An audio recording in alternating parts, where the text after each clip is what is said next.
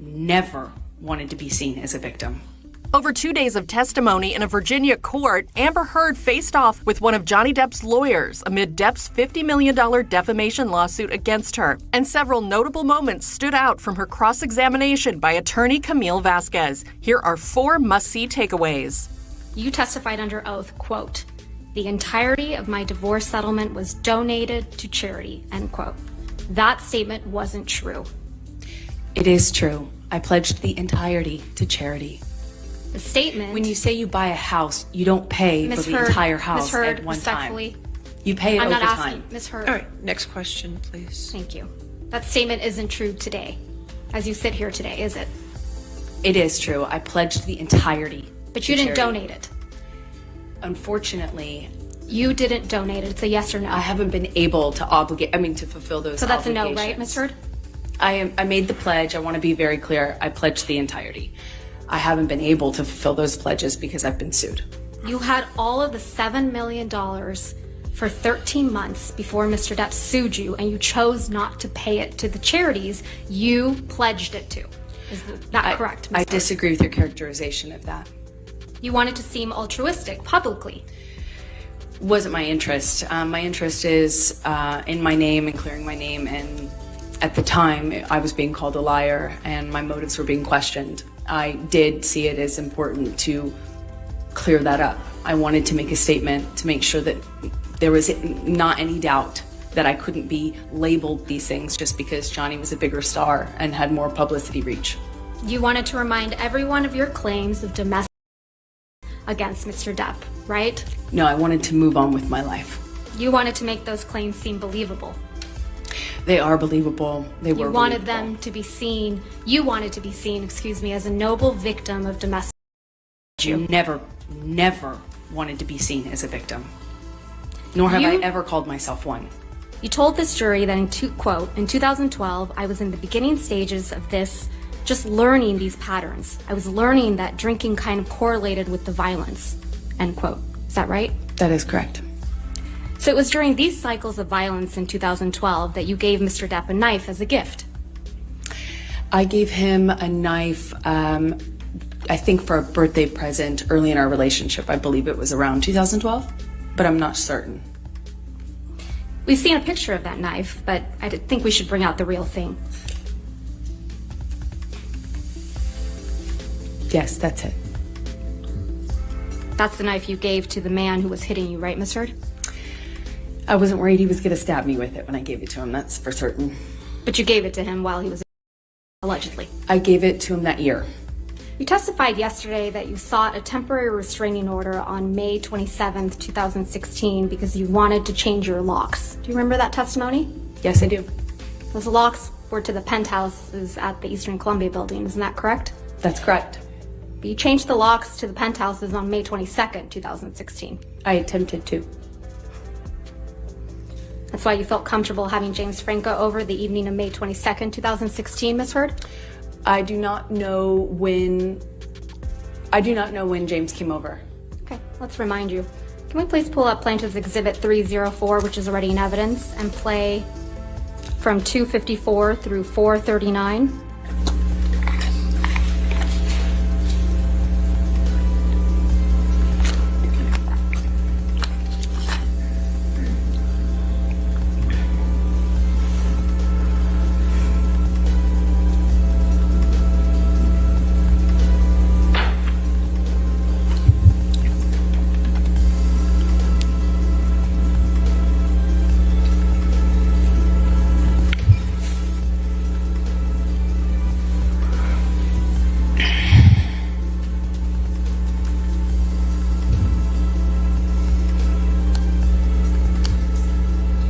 That's you and Mr. Franco on May 22nd, 2016, right, Ms. Heard? That's correct.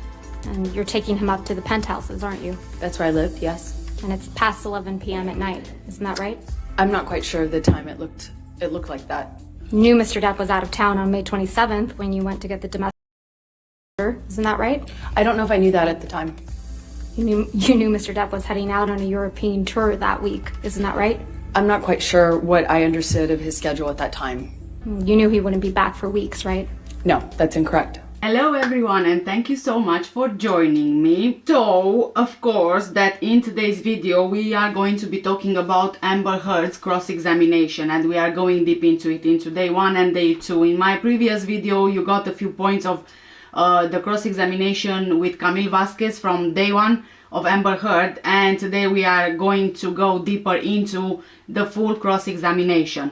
But before we get started, yes, I know it's time for the word, but today I am going to be translating another phrase which I got a request from you guys. So a big shout out to Shells Sands. I'm hoping I'm pronouncing the name correctly. You have asked me to create the fake bruise on my cheek, maybe to use a little red lipstick and just dab it a little. So I'm gonna tell you, unfortunately I don't have a red lipstick, but I do have some red eyeshadow which I'm going to try and dab onto my cheek in today's video. And you have also asked me what to translate, so you want me to translate Johnny will be victorious or Johnny will win the case, because I think that both of these phrases, they are great, they are amazing. I'm going to translate both of them. So let's start first with Johnny will be victorious. So the way I would say it in Romanian, it would be Johnny va fi victorios. Johnny va fi victorios.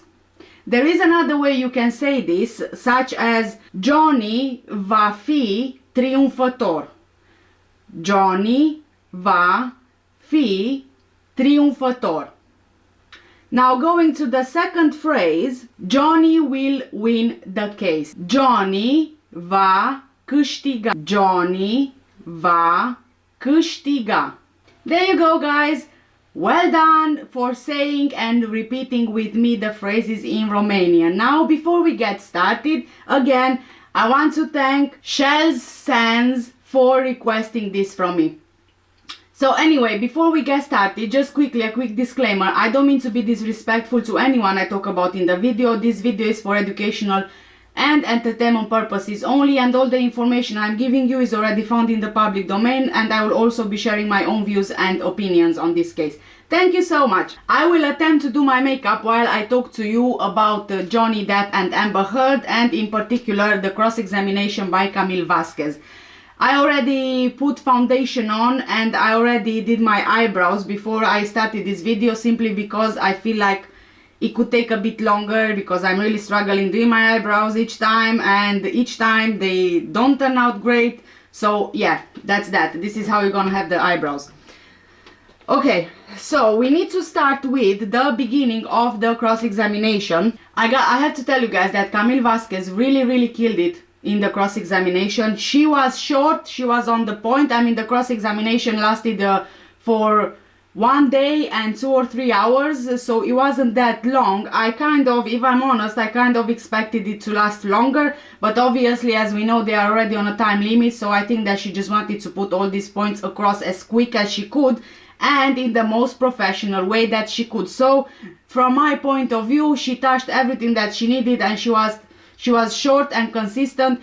And I have to tell you that in comparison to how Johnny's cross-examination went, and Rottenborn, when he did Johnny's cross-examination, Rottenborn for me came across as being this very arrogant, very aggressive kind of lawyer, and also bullying, if you will, at times, and also just the way that he behaved whilst he was doing the cross-examination, and the way that he came across, to me at least, he came across as being very arrogant, very rude, very aggressive, if I'm honest with you. In comparison, if we look at Camille Vasquez and the way that she conducted herself during the cross-examination, I mean, you could clearly see that she is getting frustrated. However, she didn't really show her frustration with Amber's answers to her questions. She was throughout the entire cross-examination very calm, very collected. She was very professional. She was speaking in a very calming tone. She never once raised her voice. She was never rude with Amber. she did what she had to do by coming across very professional and polite, which I think that it's an extra point to Johnny Depp's lawyers in comparison to Amber Heard's lawyers. So, of course, knowing that there were so many rumors going around in online, in particular on social media, about why Johnny Depp was never looking at Amber throughout the entire trial, and we've speculated, at least I have speculated, that perhaps he's not looking at Amber because he just can't face her, because he's the victim of DV and he just can't look her in the eye, and also perhaps he doesn't want to give her any attention, because we all know that Amber Heard was always looking for attention, so probably he was thinking, whatever, I'm just not gonna give any attention. Now, Camille Vasquez, when she started her cross-examination, she started with this question: if Amber knows why Johnny didn't look at her in the eyes. And they played an audio recording, and now we can say with certainty why Johnny Depp never looked Amber in the eyes. According to the audio recording, Johnny promised Amber in one of their latest arguments, I think it was after she applied for the restraining order, he told her that she will never get to see his eyes again. She will never get to look into his eyes again. So basically now we know exactly why Johnny decided not to look Amber in the eye or look at her in whichever way, because he promised her he won't do it, so he kept his promise. Mr. Depp hasn't looked at you once this entire trial, has he? Not that I've noticed, no. He promised you you would never see his eyes again. Isn't that true? One of the last times you ever saw Mr. Depp was when you met him in San Francisco in July of 2016. Let's please play Plaintiff's Exhibit 1229.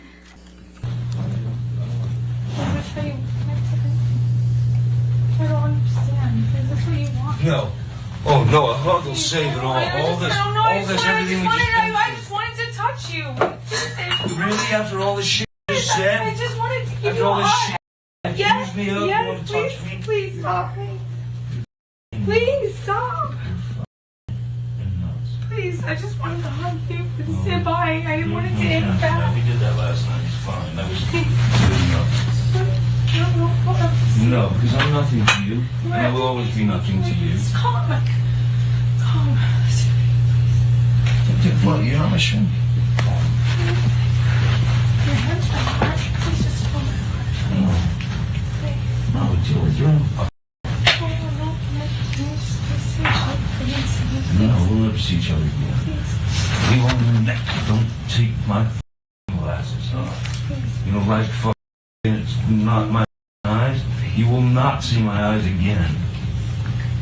And now going into the cross-examination, obviously that Camille Vasquez will start going into the details of their aggressive relationship, if you will, and all the allegations that Amber brought against Johnny. And there was a point where they went to the Australia trip, and also trying to figure out how come Amber claims that she has so many bruises and so many injuries, yet not many people can see those bruises. And the most important thing was, for me at least, because I mentioned this previously in my videos covering the trial, especially when it came to the conversation about the SA in Australia, where, if you remember guys, I said, how is it that Amber didn't know that Johnny was essaying her with a bottle or with his fist? She assumed it was his fist, but she didn't quite, she couldn't really make it out, and also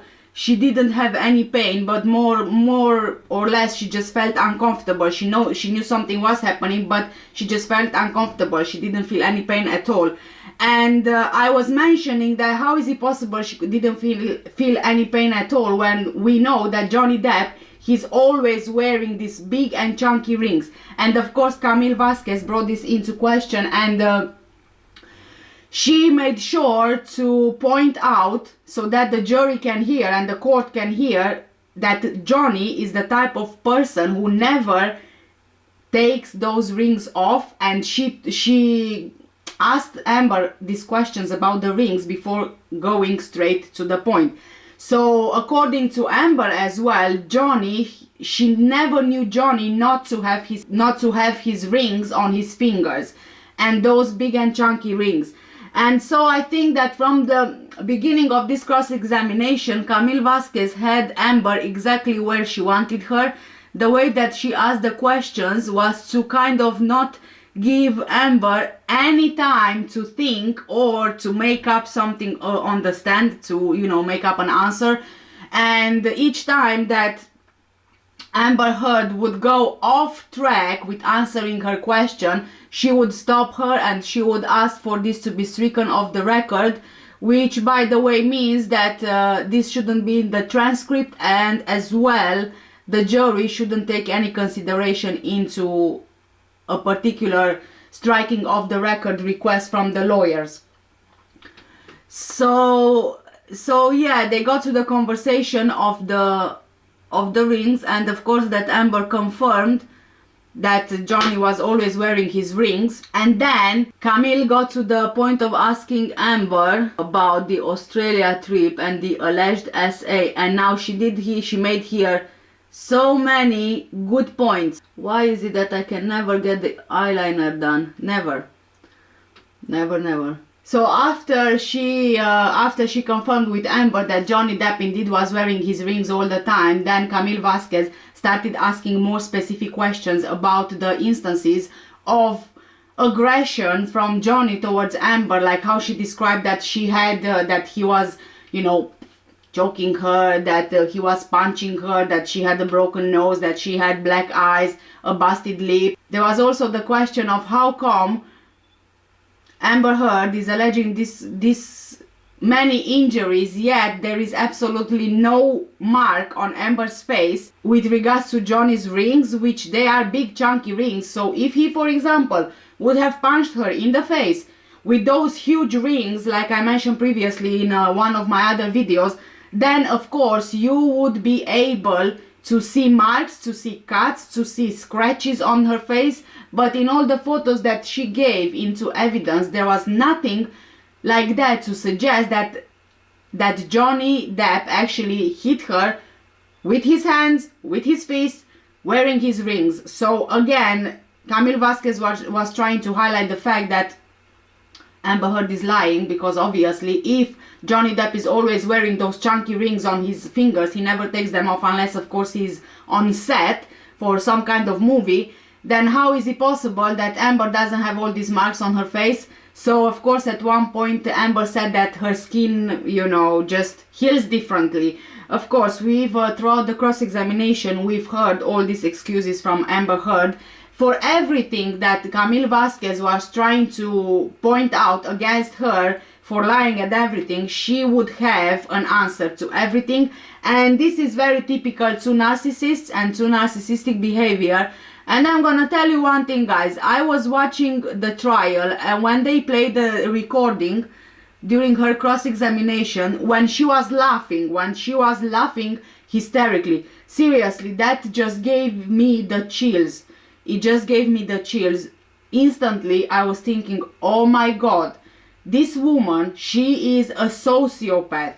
Because up until now, we haven't heard all of these recordings. If you remember, whilst Johnny Depp was under cross-examination and whilst he was on the stand as well, Amber Heard's team, they only played small snippets from clips which were taken out of context just to prove that Johnny Depp indeed is violent. However, when Camille Vasquez was doing the cross-examination, they played longer parts of these recordings. And guys, there is a recording which I'm gonna play for you as well. Just listen to the way that Amber is behaving with Johnny and how she is laughing. Oh my God, you guys, that's just beyond scary to me. And she indeed sounds like a sociopath. Like seriously, it's like you would watch a horror movie and you would just hear this evil laugh, this creepy laugh. Seriously, that's what came across to me from listening to the audio recording. Ms. Heard, you remember during Mr. Depp's examination, a number of recordings were played, correct? That's correct. And in one of those recordings, you told Mr. Depp, quote, "I hope to God Jack's stepfather teaches him more about being a man than your fucking left nut, end quote. Do you remember that? I do not remember what exactly I could hear of that recording. I remember I heard myself make a mention of Jack's new stepfather, or potential stepfather, I can't recall. Jack is Mr. Depp's son, right? That is correct. And I believe I was referencing a marriage that his ex-partner was going to have or getting into, I suppose. You were referencing that Jack's new stepfather would teach him how to be a man because Mr. Depp couldn't. I right? don't recall exactly what I said, but it was something to that effect. Let's listen to some of what happened before you said that.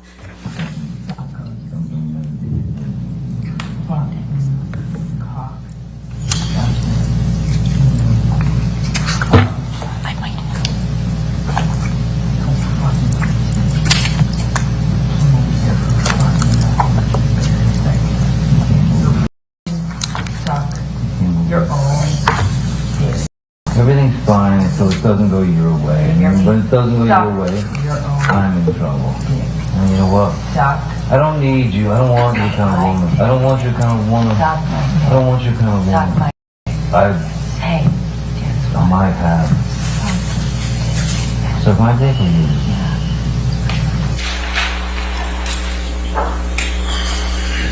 Mistake. I wish I had. Oh, yeah. I wish I hadn't bought into any of your lies, your bullshit, your sober presence, your goodness, your sweetness, all the lies. I wish I hadn't bought into the months of you being you. I wish I hadn't bought into the promises. I wish I thought I could have kids with you. You're a kid yourself. I wish I hadn't bought into any of the lies you sold. Talk about fake bill of goods. You're the biggest. You're the biggest seller of fake bill of goods. Talk about presenting yourself as something. I did myself as a fake. Suck my dick. Suck my dick.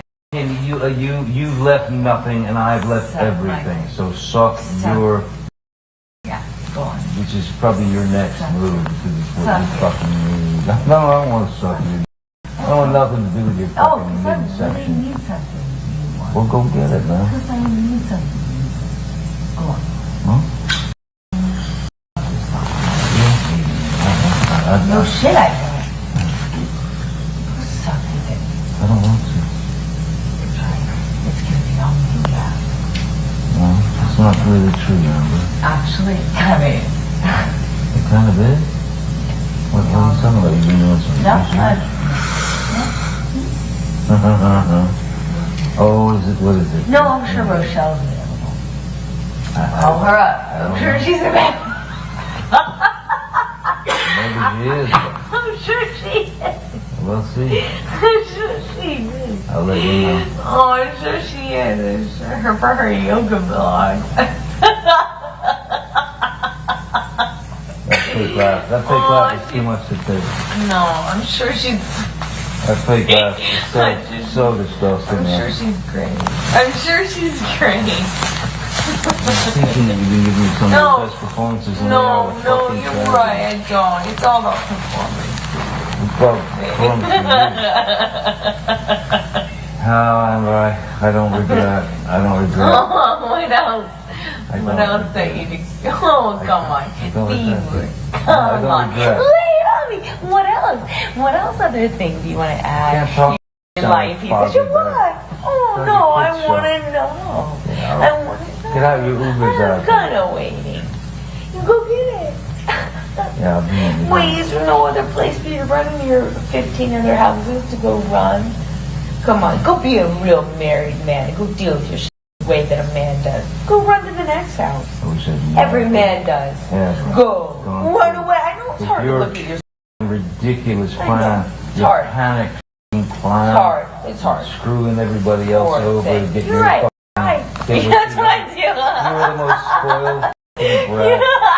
And you got everybody out here almost full, but it don't last long. You're right. I've been sorry. here a lot longer You're than right. You gotta figure it out. You don't have figure out what you have to offer as opposed to going out and get your hits out. You're right. That's what I do. Well, yeah. Okay. London Field is excellent. You're right. You're Excellent right. choice. Back to that. Well, I wonder what we else. what else we can reach for in the last 60 minutes.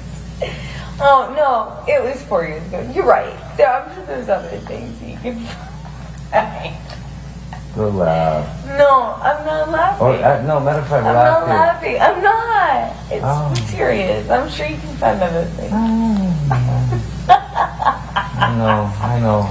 And stripping. Well, there's always that. You can always go back. You can write a book. You can write a book. I know you can write a book. Oh, is this going to be good for your book? Oh, should I have you sign an NDA for your book? You don't need your book. Is this going to be good for your book? Is this going to be good for your book? Hey. I'll write what I want. I have a good idea. How about you sell more of your journals? You're not a sellout or anything. Let's sell you journals. Oh, wait. Hey, you're not watching. No, you're not selling out. You don't want to sell out, Magic Mike. No. You don't want to sell out. No one does 21 Drunk Street when they're in their 20s. No, you're right. That's not selling out. No. When you're in your 20s, you should really know what you want. Like selling your journals. By the way, if you didn't know who I was. You're right. Go sell your journals like a real non-sellout. 55-year-old. Or, I'm sorry, 56. 51. I don't know. It doesn't matter at this point. No. I don't think so. It really doesn't. I don't really think so. But you're right. I mean, hey, at least I didn't do like a TV show where I was heartbroken in my 20s. God, that would be like embarrassing. Oh. If only I was with someone in their 50s that could point that out to me. Imagine mine. You're right. When you play a non-sexualized object. Okay. Yeah. Wow. You're right. You got me. You got it all figured out. You don't even know what movies I've done. If only You haven't even taken an interest. If only I could be like but I had to you. If watch only I could be like you. I had to watch your fucking direct and you trying to like You're a joke. spew out these lines. You're a joke. You're a joke. Yeah, I'm the joke in the industry, Amber. I'm the joke. I'm the joke in the I'm industry. sorry. I can't really hear you. I'm sorry. The reruns of all my bullshit are playing too loud for me to hear you. I'm gonna just go and pedal my way back. Sorry. I can't hear you. Aquaman. Oh, 21, whatever it was. I was don't remember anymore. I was 20. No one cares. You're fucking fucking. Washed up piece of shit. What? Washed up piece of shit. I can't hear you. I can't hear you. Oh, what? I can't hear you. your jealousy's so tragic. I'm sorry. Your jealousy's so tragic. Fucking like I can't hear thinking you. that I'm going on a road with a Turn on band. my aid. I can't hear you. You told Mr. Depp to suck your multiple times, didn't you? Yes, I did.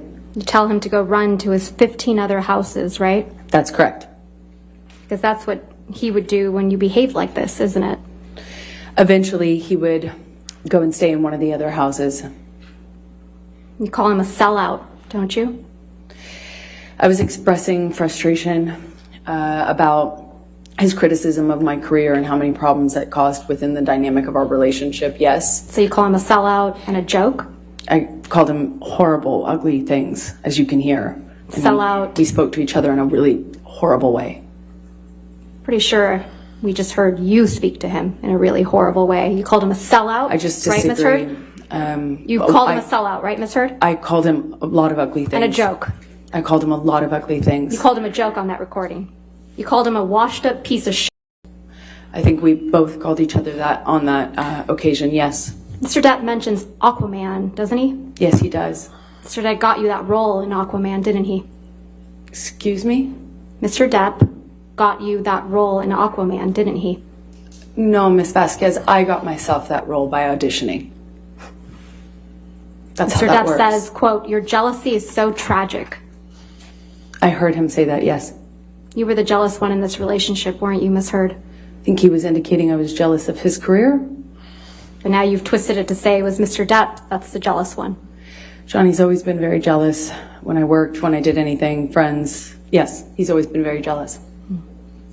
So of course that they went again into, of course that Camille is going to bring up again the things about makeup and how Amber Heard would do her makeup, and in particular she was asking how would Amber cover her broken nose and her injuries and things like that. And so Amber at one point she said that she covered what she believed was a broken nose with makeup, and she reduced the swelling of the broken nose with ice. Now, there are a couple of issues I'm having with this. First of all, throughout this entire trial, and even in the UK trial, Amber Heard claimed and she sustained that Johnny Depp broke her nose. And of course that Camille brought this into question, and she asked her the question, and now Amber Heard is kind of turning her answer around by saying that what she thought was a broken nose.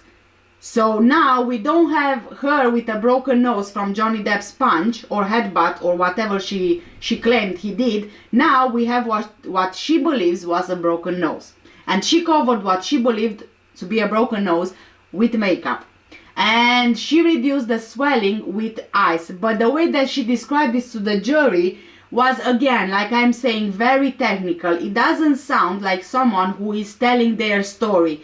It sounds more like someone who is reading and researching and then memorizing what they need to say. It just doesn't sound natural. So she explained to the jury in the way that you would reduce swelling from the broken nose by putting ice on it. So yeah, this kind of small bits and pieces that she added on there when she spoke just sounded to me like something which is rehearsed, like not something that you would naturally speak, as in not the way that you would naturally speak, if you get what I mean. And there was the clip of the James Corden show played in court, just to highlight the fact that Amber didn't have any injuries, didn't have any broken nose, she didn't have any black eyes, she didn't have anything of that sort, even though she said that obviously she covered all of these things with makeup. Which again, we already know that you can't really cover a broken nose with makeup. It's literally impossible, because you can't really cover swelling and redness. And guys, I am also, I'm also sharing my videos on Facebook, and I'm also sharing shorts, and I actually had quite a few people. I'm not going to show you the photos, but I had quite a few people, women in particular, who shared photos of themselves with black eyes and also with a broken nose, and how the bruise looks like after weeks of them being assaulted. So for her to say that the next day she was very good, she was very good because she's healing fast, that's just not true. And if you guys ever had a broken nose, I never experienced a broken nose myself, but if you guys ever had a broken nose, then you know by now that broken nose just doesn't heal overnight, and also there's nothing you can use to kind of cover it. So yeah, it just kind of goes to show that she has no idea what she's talking about, and she's only just trying to kind of learn along the way how a broken nose should look like and feel like and whatever, but she's not getting it right, is she? She isn't. December 15th, 2015. Yes, that's correct. You told this jury that after this incident, you had a broken nose. It certainly felt like it. Ms. Heard, do you recall giving testimony on day 16th in this trial? You were Yes, under I do. oath, right? Yes. We can have a transcript for the jury, or excuse me, for the witness. May I approach the witness, Your Honor? All right, yes, ma'am. And would you like a copy, sir? Yes, please. If I can please direct your attention, Ms. Heard, to page of day 16, 4593 of the jury trials transcript, lines 8 through 13. On which page? I'm sorry. 4593. Yes? Starting on line 8. I thought I probably had a concussion, and certainly that I had a broken nose. There was blood everywhere, blood all over the pillows. My head was bleeding from the ripped out hair, chunks of hair on the floor, all over the place actually.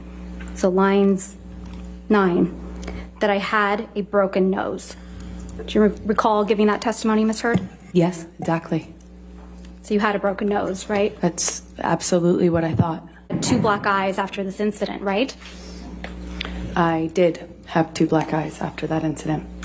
And you testified that you also had a busted lip from when Mr. Depp punched you. That is correct. From December, yes, that's correct. You testified that the lip wound kept reopening when you moved your mouth. That's correct. You also testified that you had bruising on your temple That's correct. and bruising on your chin. Correct. You also testified that your head was bleeding from where Mr. Depp ripped chunks of your hair out. I remember, yes. And that you had, quote, gross, pussy, end quote, bruising around your temple. In my scalp, yeah. Now, for this incident, you did take pictures. That's correct. And we will look at some of those in a minute, but I first want to talk to you about your appearance on the James Corden show. Sure. Can I close this? Sure. You appeared on the James Corden show the day after this alleged incident, right? I did. And that was December 16th, 2015? Yes, that's correct. Let's please pull up a clip of your appearance from that evening. If we could, Plaintiff's Exhibit 35. And for the record, we will only be playing a portion of this, so we will call it Plaintiff's Exhibit 35A. All right, any objection? 35A in evidence. James Corden show on December 16th, 2015, right, Ms. Heard? That was. Let's please pull up Plaintiff's Exhibit 98. These are pictures of you on the James Corden show on December 16th, 2015, right, Ms. Heard? They look like freeze frames, like screen grabs, stills. They're not like it's not like a photo shoot, it doesn't seem. But on the James Corden show, correct? From that appearance, yes. Move to admit and publish Plaintiff's Exhibit 98. Any objection? All right, and Ms. Bernhardt, you could move the microphone and turn it on for you, so Judy and I are having trouble hearing you. That's a photo of you opening your mouth on the right, right? That's correct. And again, a larger view of the same photo on the bottom That's correct. with a split lip. You've seen pictures of it without makeup.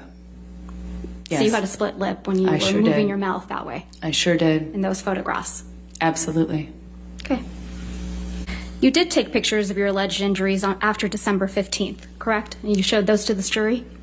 I sure did, yes. Okay. Let's please pull up Defendants Exhibit 516, which is already in evidence. You testified that this is a picture of you after the incident on December 15th, 2015, right? It was. And if we could also please pull up Defendants Exhibit 517, which is also in evidence. That's fine. Thank you, Your Honor. This is also a picture of you after the incident on December 15th, 2015. That's correct. If we could please pull up Plaintiff's Exhibit 409, which is already in evidence.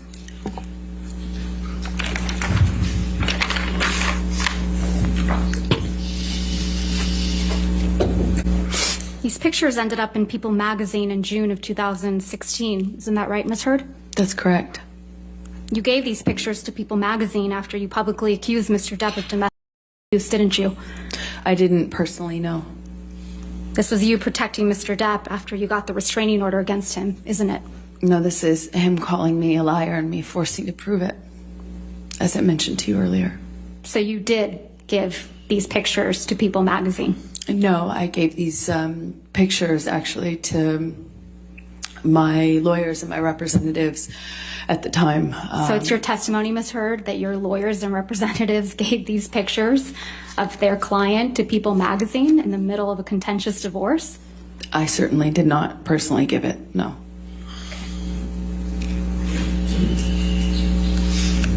You also have a medical record from after the December 15th, 2015 incident, don't you?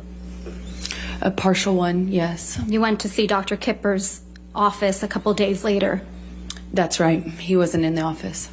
Can we please pull up Plaintiff's Exhibit 47, which is already in evidence? Your medical record for December 17th, 2015, isn't it, Ms. Heard? That's correct. And this record doesn't document any physical injuries on you, does it? I don't think so, no. I don't think I spoke to Kipper. I didn't speak to Kipper that day. And But you went to Dr. Kipper's office and were seen, correct? I went to Dr. Kipper's office for a concussion check. Right, okay. And this medical record is from that visit, correct? Partially, yes. Scroll down, please, if we could.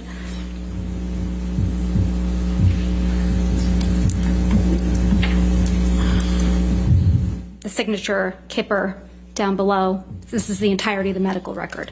Right, Ms. Heard? Yes, what I meant by partial is I didn't talk about what happened to me. I didn't get into my injuries. I didn't get into what happened or ask for anything other than should I get some sort of scan done.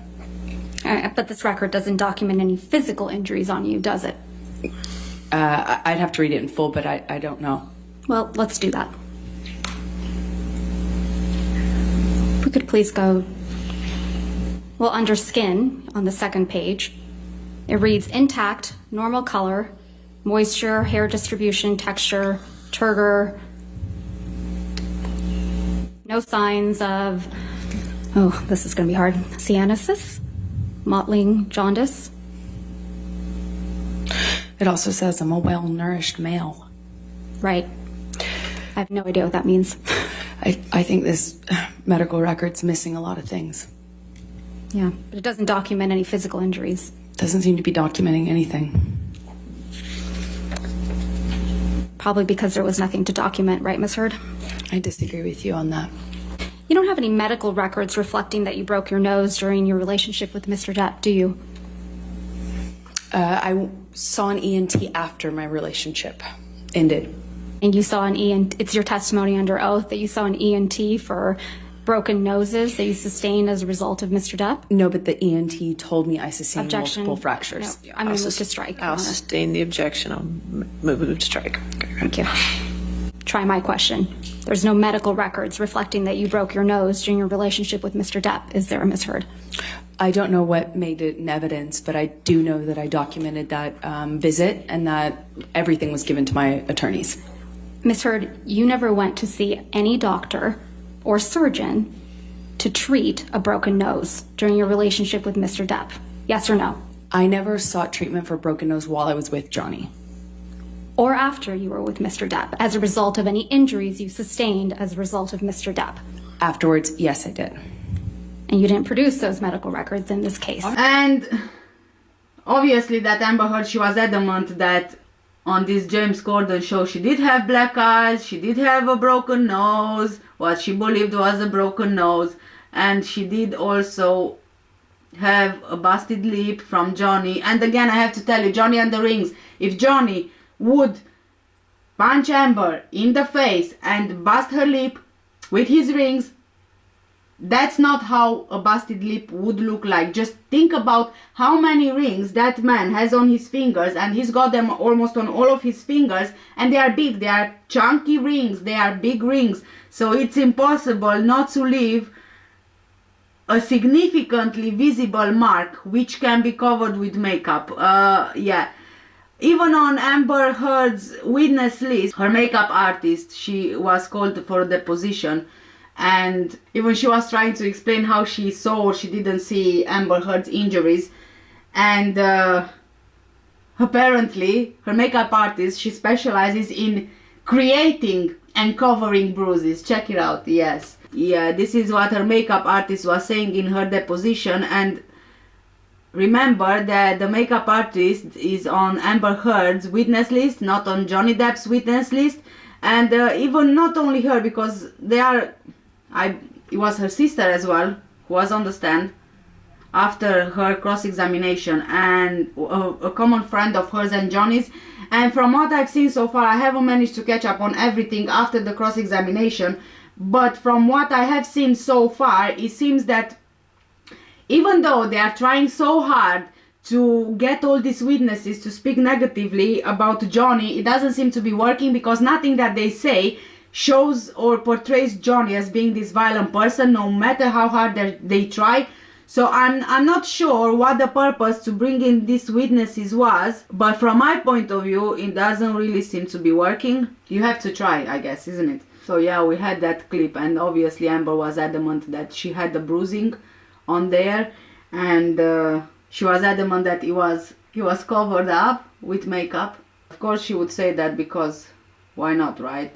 Digging more into it, Camille Vasquez kind of accuses Amber Heard of selling photos of her injuries to People's Magazine. Now, the way this went, this was very interesting, and then again it just goes to show that Amber is not willing to take the blame for absolutely nothing. So we've known that there is a People's Magazine article. In fact, on the homepage there is a photo of Amber with her alleged bruises and injuries, as you can see on your screen right now, to which Camille is saying that Amber sold her photo of the injuries to People's Magazine. Of course, that Amber said that she didn't do that. And again, guys, I have to tell you that also the Sun newspaper that published Amber Heard with her bruises allegedly, apparently photoshopped her photo in their article to make it look like she's more bruised than she actually was in the photo. And if we are at the point of the photoshopping of photos, Camille Vasquez, she is brilliant. She's just amazing. She did an amazing job when she put two photos, one against each other, so like a split screen comparison, by showing that it's exactly the same photo. But Amber Heard, what she did, she adjusted the saturation of the photo and the lighting and the brightness and all those color correction things that you can do with your photos on your phone, and she adjusted these things just to make her redness look even more red than it actually was. I mean, if you look at the photos, you can clearly see that it's exactly the same photo which has been adjusted. And guys, I have to tell you that, you know what, I'm doing these things with my photos as well, so I know that these things actually work, and you can significantly increase the saturation to change the color or the, you know, the warmth of the photo. And so I think that Camille Vasquez was right, and the truth is, this is my experience with phones. Now, I don't have an iPhone. I never had an iPhone, so I'm not sure exactly how it works on iPhones, but I guess you guys, if you have iPhones, you can let me know down in the comments below. But as far as I know, on an Android, for example, on my Android, and not only on my latest phone, but over the years, I know that when I edit a photo, in terms of adjusting brightness, contrast, saturation and such, it's not going to show anywhere that this photo was modified in any way.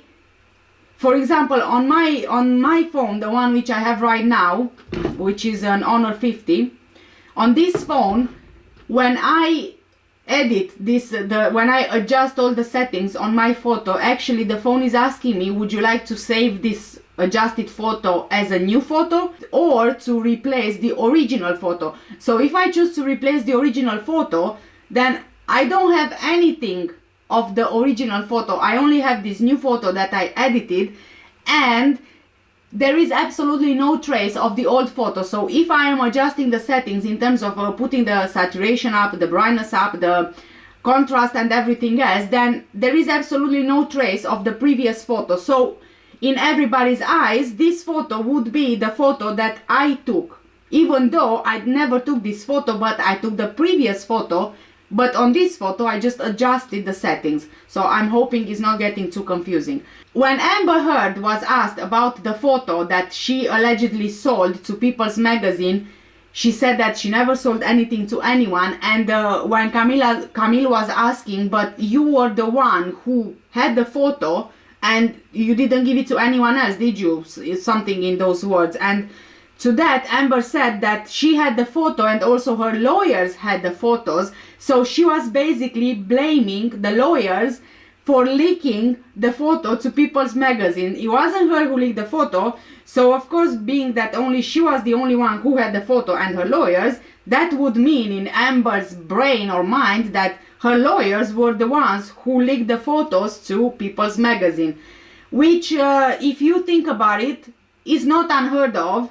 However, again, we are seeing something that Amber never takes the blame for. And we also know about Dr. Keeper's medical report and how Camille Vasquez, she was trying to point out that although Amber Heard keeps saying that she has all these injuries and, you know, the broken nose and the busted lip and all this SA and the physical violence, there is absolutely no medical record of her ever having these injuries, you know.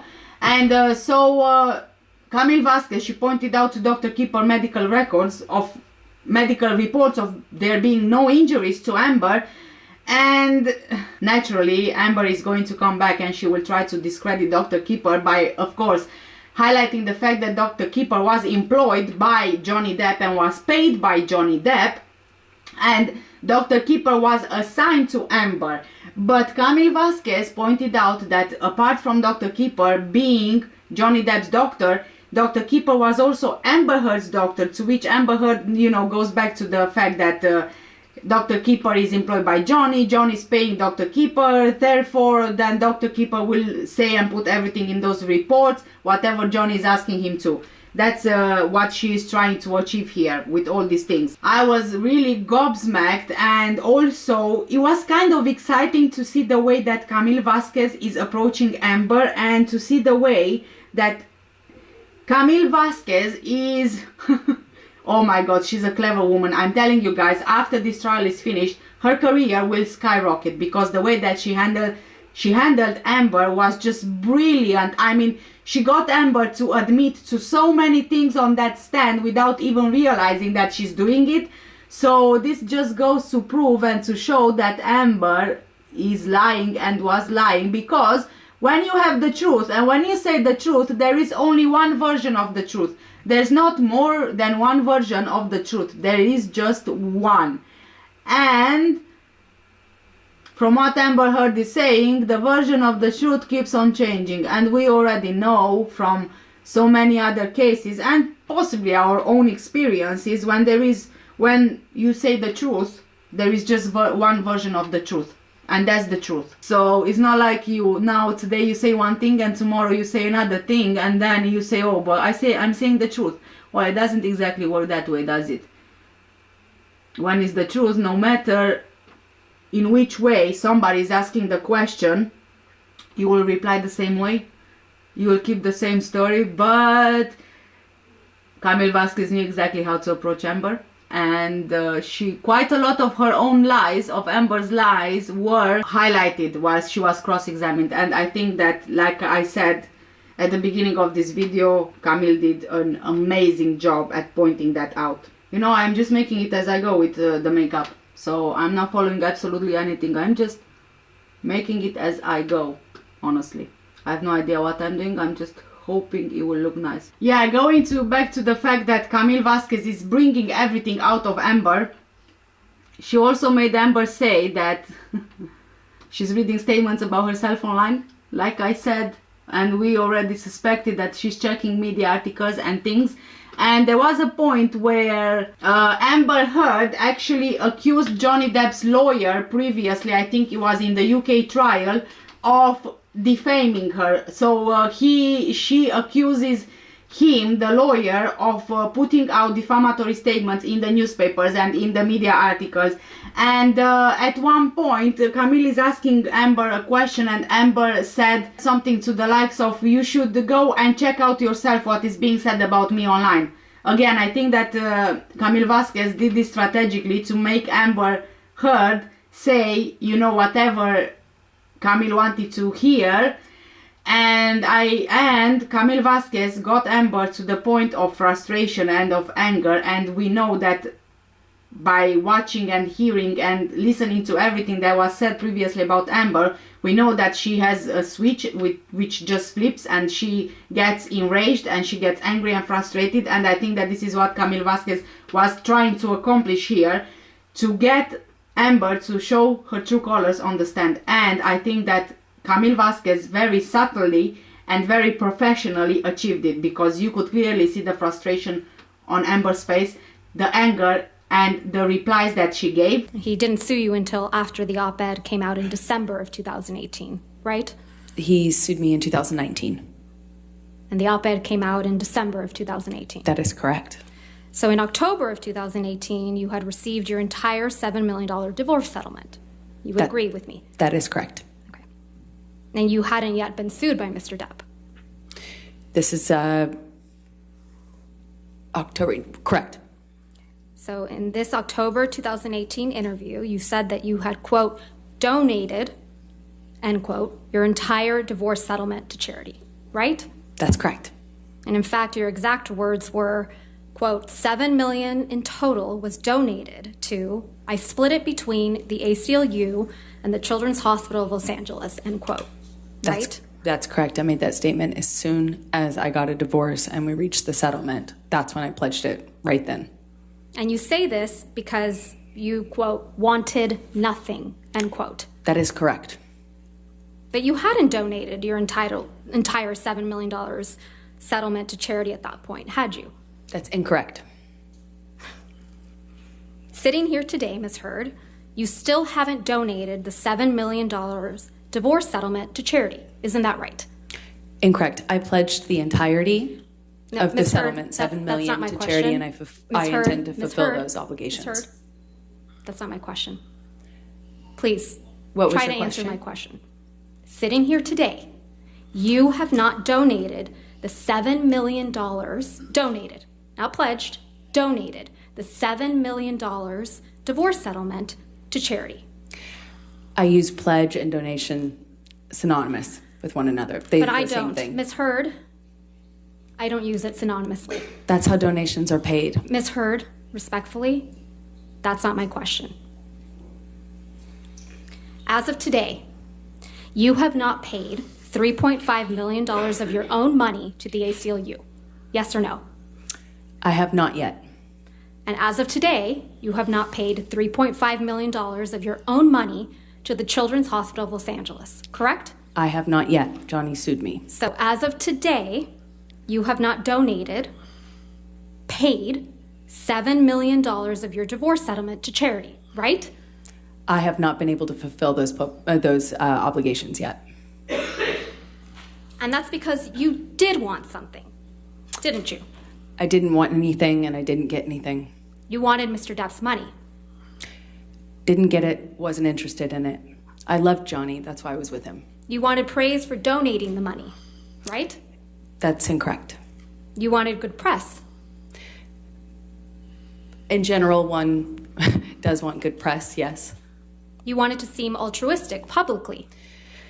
Wasn't my interest. My interest is in my name and clearing my name, and at the time I was being called a liar and my motives were being questioned. I did see it as important to clear that up. I wanted to make a statement to make sure that there was not any doubt that I couldn't be labeled these things just because Johnny was a bigger star and had more publicity reach.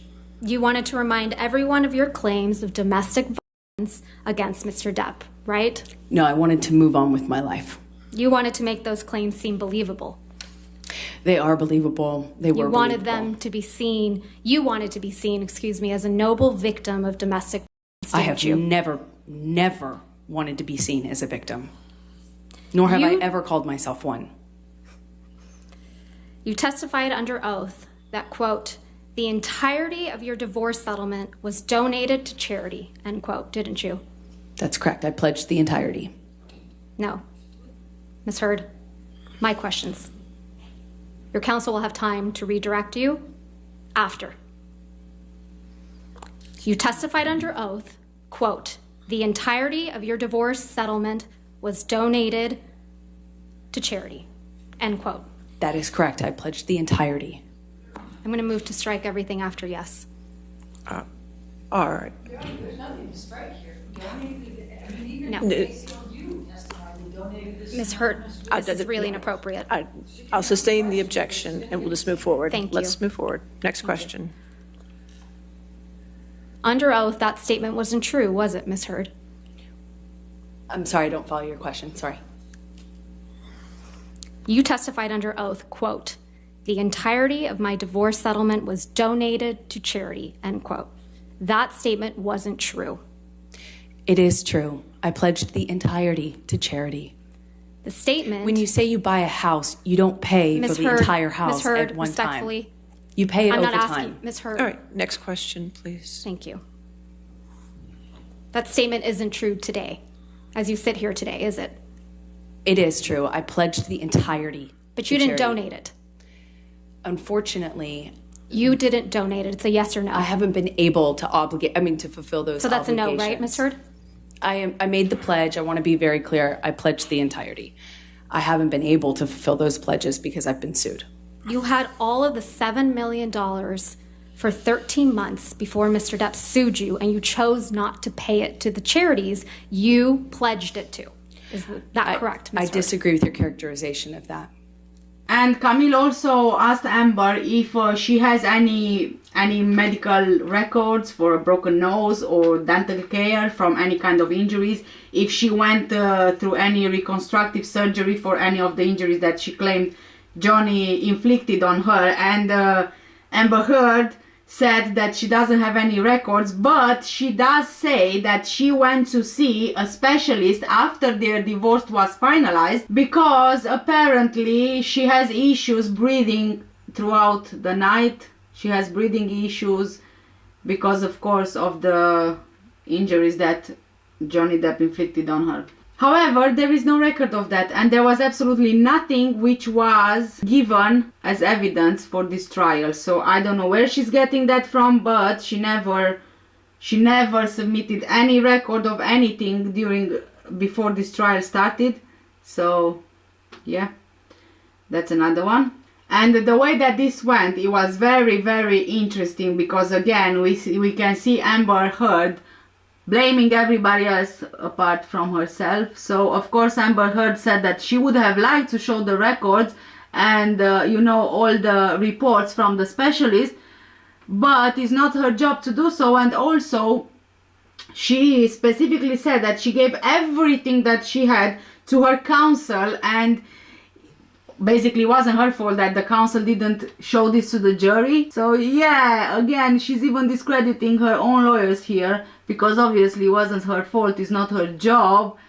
So of course that it's the lawyers' jobs, but because they didn't do their jobs, the jury didn't see all the reports from Amber Heard after the divorce when she went to see a specialist for her nose and for her nose breathing difficulties, and the specialist telling her that indeed she has these breathing difficulties because of her what she knew of to be a broken nose. Yes, but she says that this is what the specialist told her. However, like I said already, there's absolutely no record of that.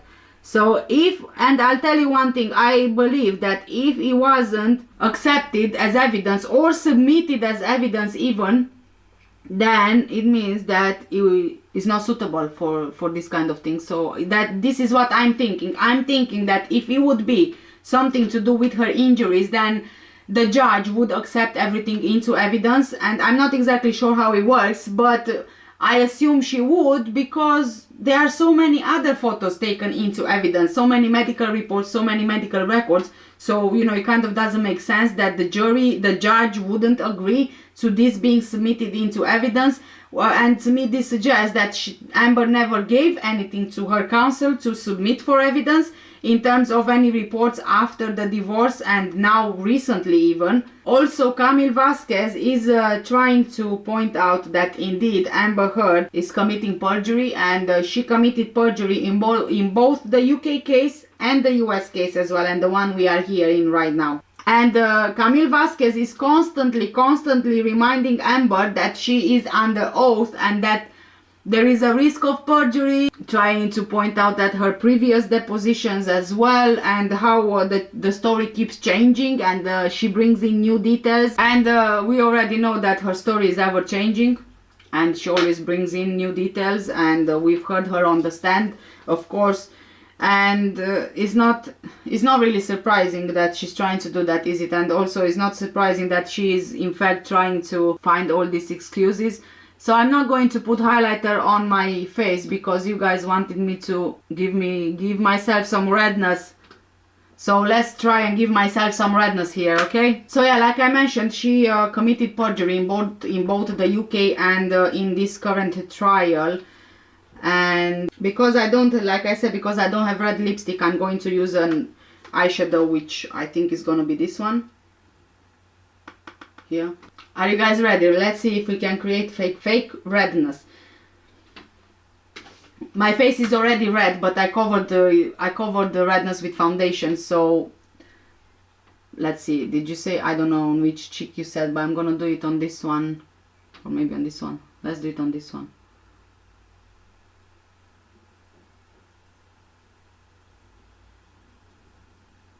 So as you can see, I've just created redness. I'm no makeup artist, guys, and I have no idea how to do this. So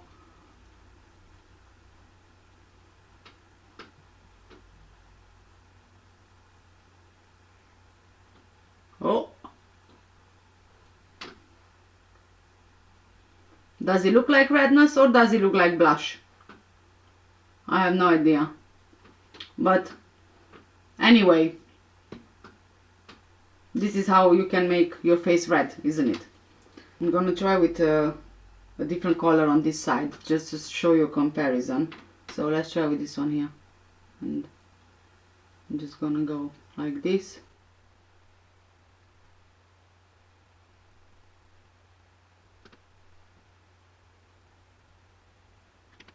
So yeah, this is it. This is one eyeshadow, one color of eyeshadow, and this is a different color of eyeshadow.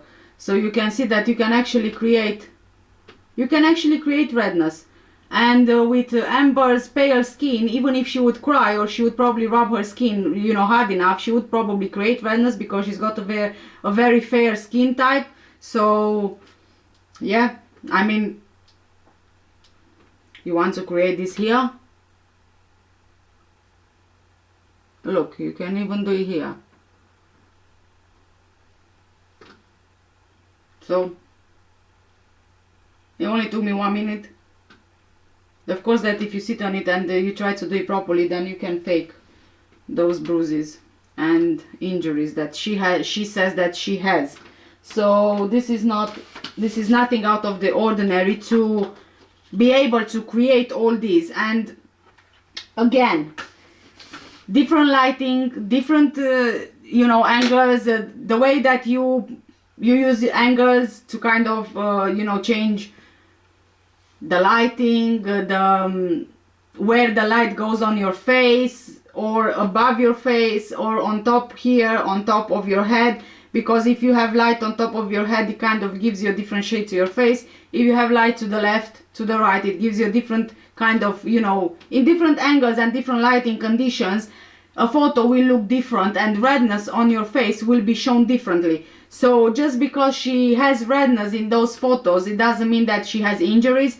Just because she has redness in those photos, it doesn't mean that the redness in the photos is just the same in reality. Because for example, if you look at the makeup that I made today, well, my eyeshadow and things, honestly, the way it looks on camera is not as striking. However, I'm going to be honest with you when I tell you that I would never personally go outside wearing this makeup. On video it's not so striking, but in real life and in real time with the real lighting, I have artificial lighting around me, so it's a different kind of lighting. But when you go outside, the lighting is differently. And I actually went once with the makeup that I had on in one of my videos. I went shopping and I could see people staring at me, and even who I was with told me that, oh my god, your makeup is so striking. So yeah, the way that it shows in the videos and in photos is not the same as it is in real life. So yes, we already know that Amber Heard committed perjury, and obviously that Camille Vasquez, she's trying to highlight these facts. And you know, I've already covered a bit of her perjury here in my previous video. And there are so many things that she said which previously she didn't, or she said them completely different, or she used them in different circumstances. She changed the date, she changed what happened, the sequence of events, and all these kind of things. And so according to Amber, and I wasn't too sure about this before because it's always, the timeline is always very confusing whenever the timeline was always very confusing whenever Elaine Baroft was was doing the direct examination of Amber on the stand. And from the beginning, if I'm honest with you, the timeline, it's a bit fuzzy. So their relationship, it turns out that it began in October 2011, and according to Amber, the first year was just magic. It was magic. You guys remember when she was describing her first year with Johnny as them being in a bubble, in a warm bubble and warm glow, and how it was magic, and how she fell in love with this man and he fell in love with her, and they were talking about having babies. Oh God, thank God they didn't, because it would be even worse now, isn't it? So the first year according to her was magic, but then in 2012, keep in mind that they started their relationship in 2011, but then she says that in 2012 he started her. Yet she said that the first year of their relationship was magic, but then she still decided to give him a knife as a gift, which kind of goes against everything you would do as a victim of DV. So she says that they got together in October 2011, but in 2002, and the first year was magic, but then in 2012 he started being violent towards her, but then she decided it was a brilliant idea to give him a knife as a gift. And actually Camille Vasquez showed the real thing in court. This was shown to the jury. The real knife was shown to the jury, and guys, that's a huge knife. Honestly, that's a big knife. It is. And to think about that, you are a victim of DV and you are being assaulted by your partner at the time, but you go ahead and you buy him a knife. It just doesn't make any sense. So of course that Amber Heard, she was saying on the stand that she didn't really think that Johnny would kill her if she gave him the knife, but yet he was violent towards her. And also when she gave him the knife, things were going well because he was sober, he was on a break. He was on a break, yeah. That's almost exactly like how she said that he was on a break from being bad. So that's why she gave him the knife, because yeah, he was on a break from being violent. Imagine that. When you are a victim of DV and your aggressor is there, there's absolutely nothing and you can do, or anything you can predict will happen, because they can just go from 0 to 100 in a matter of seconds, and you have no idea why that happened. So I'm just, yeah, I just don't tend to believe anything that she says. And of course that at this point she's going to try and kind of excuse everything that she says and kind of justify everything that she says, but Camille Vasquez is getting all the things right. So yeah, I mean, even the knife was brought in front of the jury, and guys, that's a huge knife. It's not the same like when you see it in a photo to when you see it in real life. It's a huge knife, that one. You can actually kill someone with it. So for her to be a victim of DV and to say that, she's a victim of DV, yet she's giving this knife as a gift to Johnny, kind of giving him a future murder weapon, if you will, it kind of just doesn't make sense. So it was during these cycles of violence in 2012 that you gave Mr. Depp a knife as a gift. I gave him a knife, I think for a birthday present early in our relationship. I believe it was around 2012, but I'm not certain. We've seen a picture of that knife, but I think we should bring out the real thing. Master Deputy Halusa, Master Deputy Sheriff Halusa, may I please have you show the knife to Ms. Heard?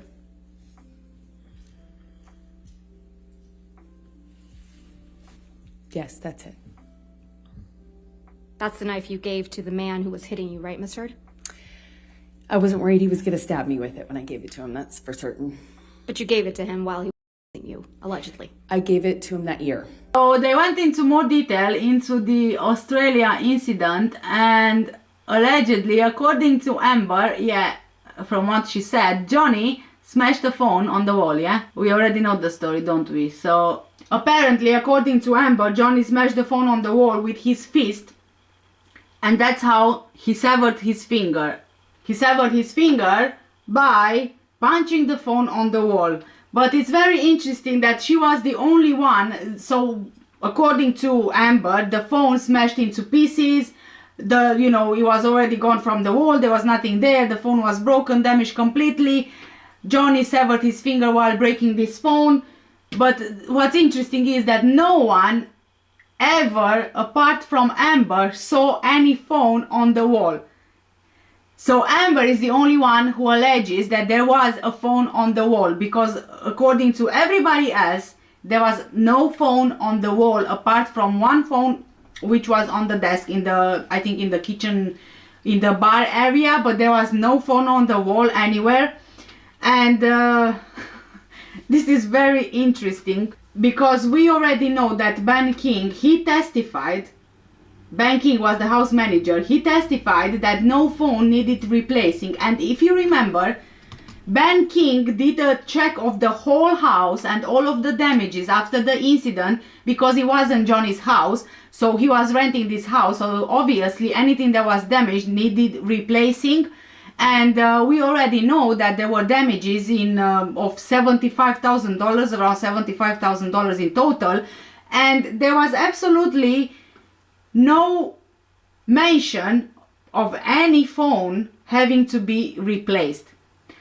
So again, was there a phone on the wall? Wasn't there a phone on the wall? Because that phone on the wall is not on any photos that Amber is showing or that Ben King took, and also Ben King didn't replace any phone on the wall. So I have no idea where the phone on the wall story came, but apparently, according to Amber Heard, the phone on the wall was a vintage phone. It wasn't a phone that you use, to make calls and to receive calls and such, but it was like a decorative piece on the wall. And even more so, if it was a vintage piece on the wall, and we know that that house was expensive, right?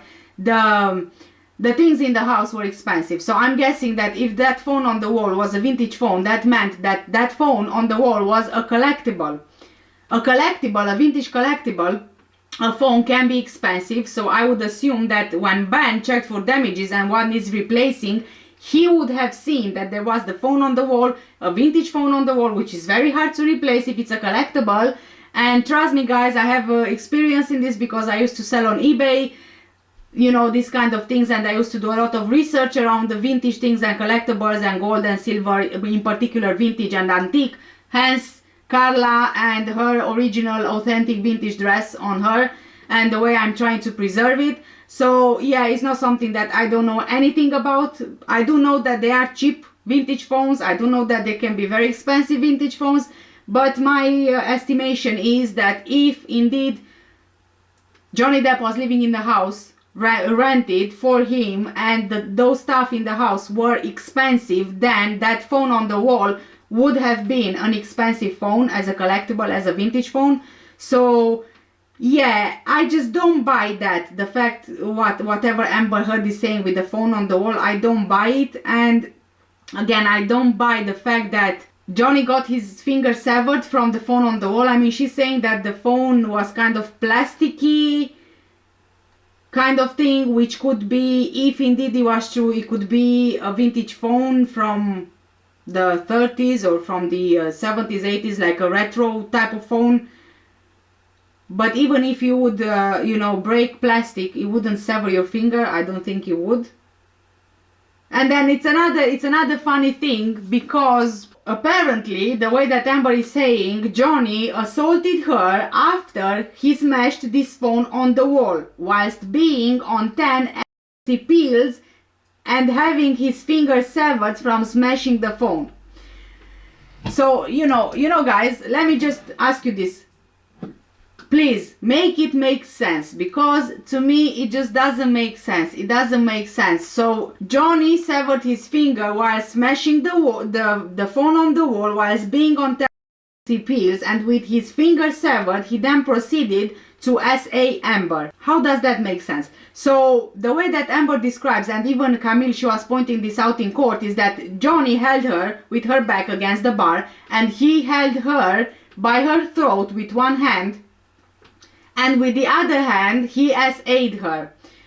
Now one hand was on her neck, the second hand would have been with a severed finger, and he proceeded to SA her, and she said that she believed was his fist.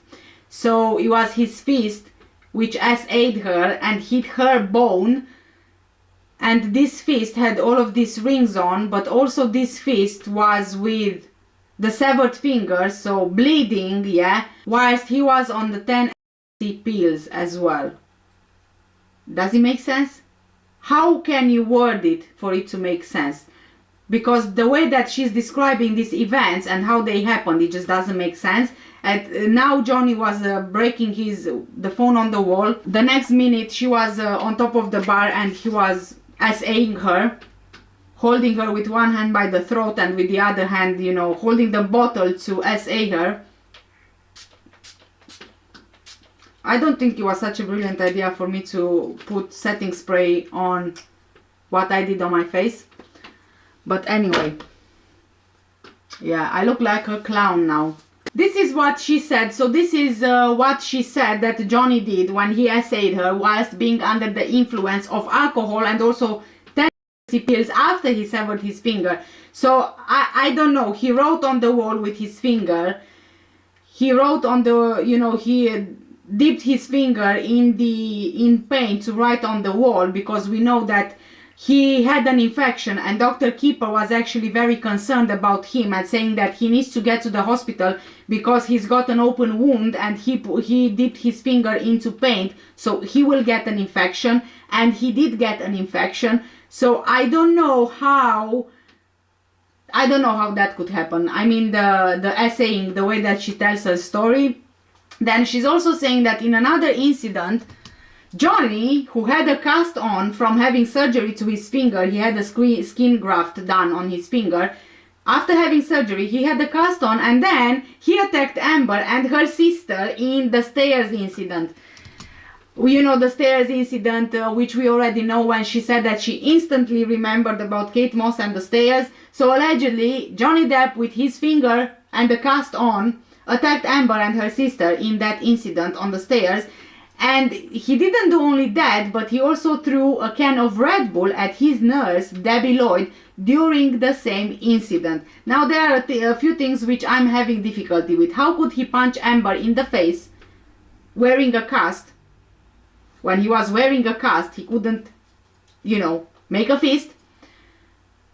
Then the Red Bull thrown at his nurse. She testified in a deposition, Debbie Lloyd, and she said that he never threw a Red Bull at her. And in fact, Amber was the one throwing things at Johnny as he was leaving the penthouse with his security detail. So I kind of tend to believe Johnny's side of events, but of course that Amber is going to go ahead and try to discredit the security detail by saying that the security detail was employed by Johnny, was paid by Johnny, so of course, being Johnny's employee, he will lie for Johnny, right? Yes. This is what this is the same story that she keeps going on with, trying to discredit everybody. Only she's the only one who says things right. Everybody else says the things wrong. Everybody else is, you know, paid by Johnny, employed by Johnny, so they will say whatever Johnny wants. Everybody else is in a way against her, and so that's why they come, you know, with these stories.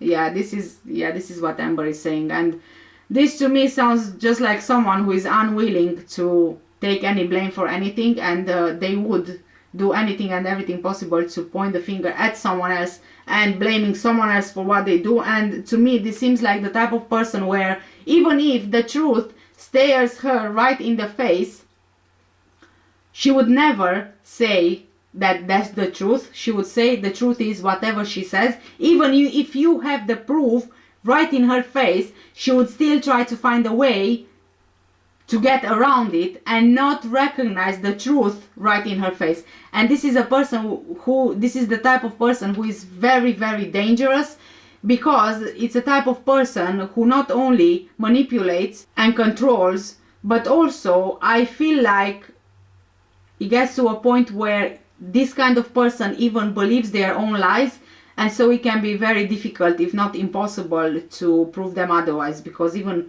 yeah, you can prove them otherwise with proof, with evidence, right? But even with evidence in their face, they are not going to admit that they lied or they were wrong. So yeah, this is kind of person that I think Amber is.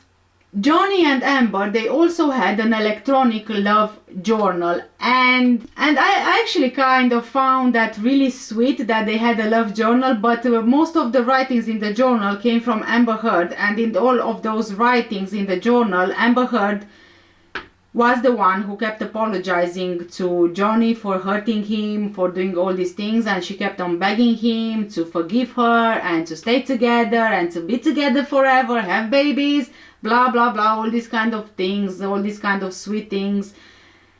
And even after all the allegations that she's made on a lot of these occasions, because Camille Vasquez, she actually pointed to these love journals by dates and by incidents that she alleged happened. There is absolutely nothing in those love journals, in those notes in the love journal, to say from Amber's side that something really bad happened and that Johnny did something, you know, some kind of an aggression against her. Everything that's in those notes is about her love and their love for each other, and how she loves him, and how she apologizes that she did things wrong, and how she wants him to forgive her. But of course, when Amber was questioned about all these things, she said because she's a victim of DV, that's why, you know, she did what she did, and that's why she wrote what she wrote, because she's embarrassed to say, but she hoped that these things will get to the good side of Johnny. Not the monster side of Johnny, not the Johnny addict side, not the Johnny on opiate side, because allegedly, according to Amber, Johnny had a lot of different type of Johnnies, if you will. Johnny the addict behaved, Johnny the user of narcotics behaved differently, and she started to learn recognizing the signs. Then Johnny the drunk Johnny, the alcoholic Johnny, he behaved differently, so she started to recognize and learn the signs. Then Johnny on opiates would be differently. So all these kind of things is like trying to create all these personalities in her head so that she can portray Johnny as different people on different narcotics and addictions. I don't know, it doesn't make sense, guys. It drives me insane, honestly. It just doesn't make sense to me. Now, there was one really great thing that was pointed out by Camille Vasquez. There was a photo shown of the bed that John allegedly broke in yet again another assault on Amber, where she was on the bed, he was on top of her, and he was choking her, and she said that that's how Johnny broke the bed. Now, Camille pointed out something in the photo that I don't think I've ever noticed before, and oh my god, the lawyers, they're just brilliant. She pointed out to something in the photo which looked like a pocket knife on the bed, and she even told Amber, is this what you used to damage the bed before you took photo? Brilliant, amazing, oh my god, yes. She called her out on everything, really, she did. And of course, on the cross-examination, this was brought up, as I mentioned in my previous videos as well. Amber was still using narcotics and even drinking alcohol, even though she knew that Johnny was struggling to get clean. As I said, supportive wife, whatever.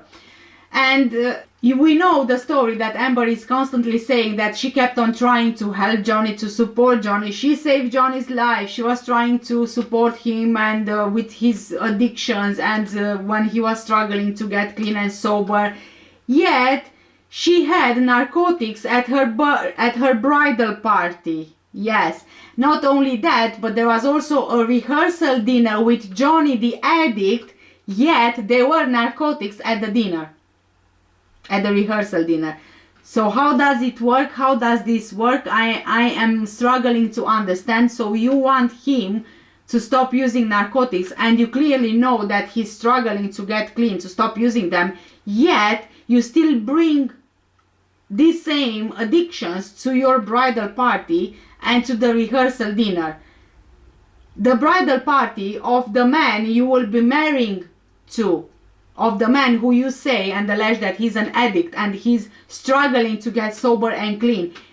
Yet you don't consider that perhaps bringing all these narcotics at the bridal party and the rehearsal dinner will affect him in any way. Don't you think that seeing these things, these very things that he's trying to get clean of,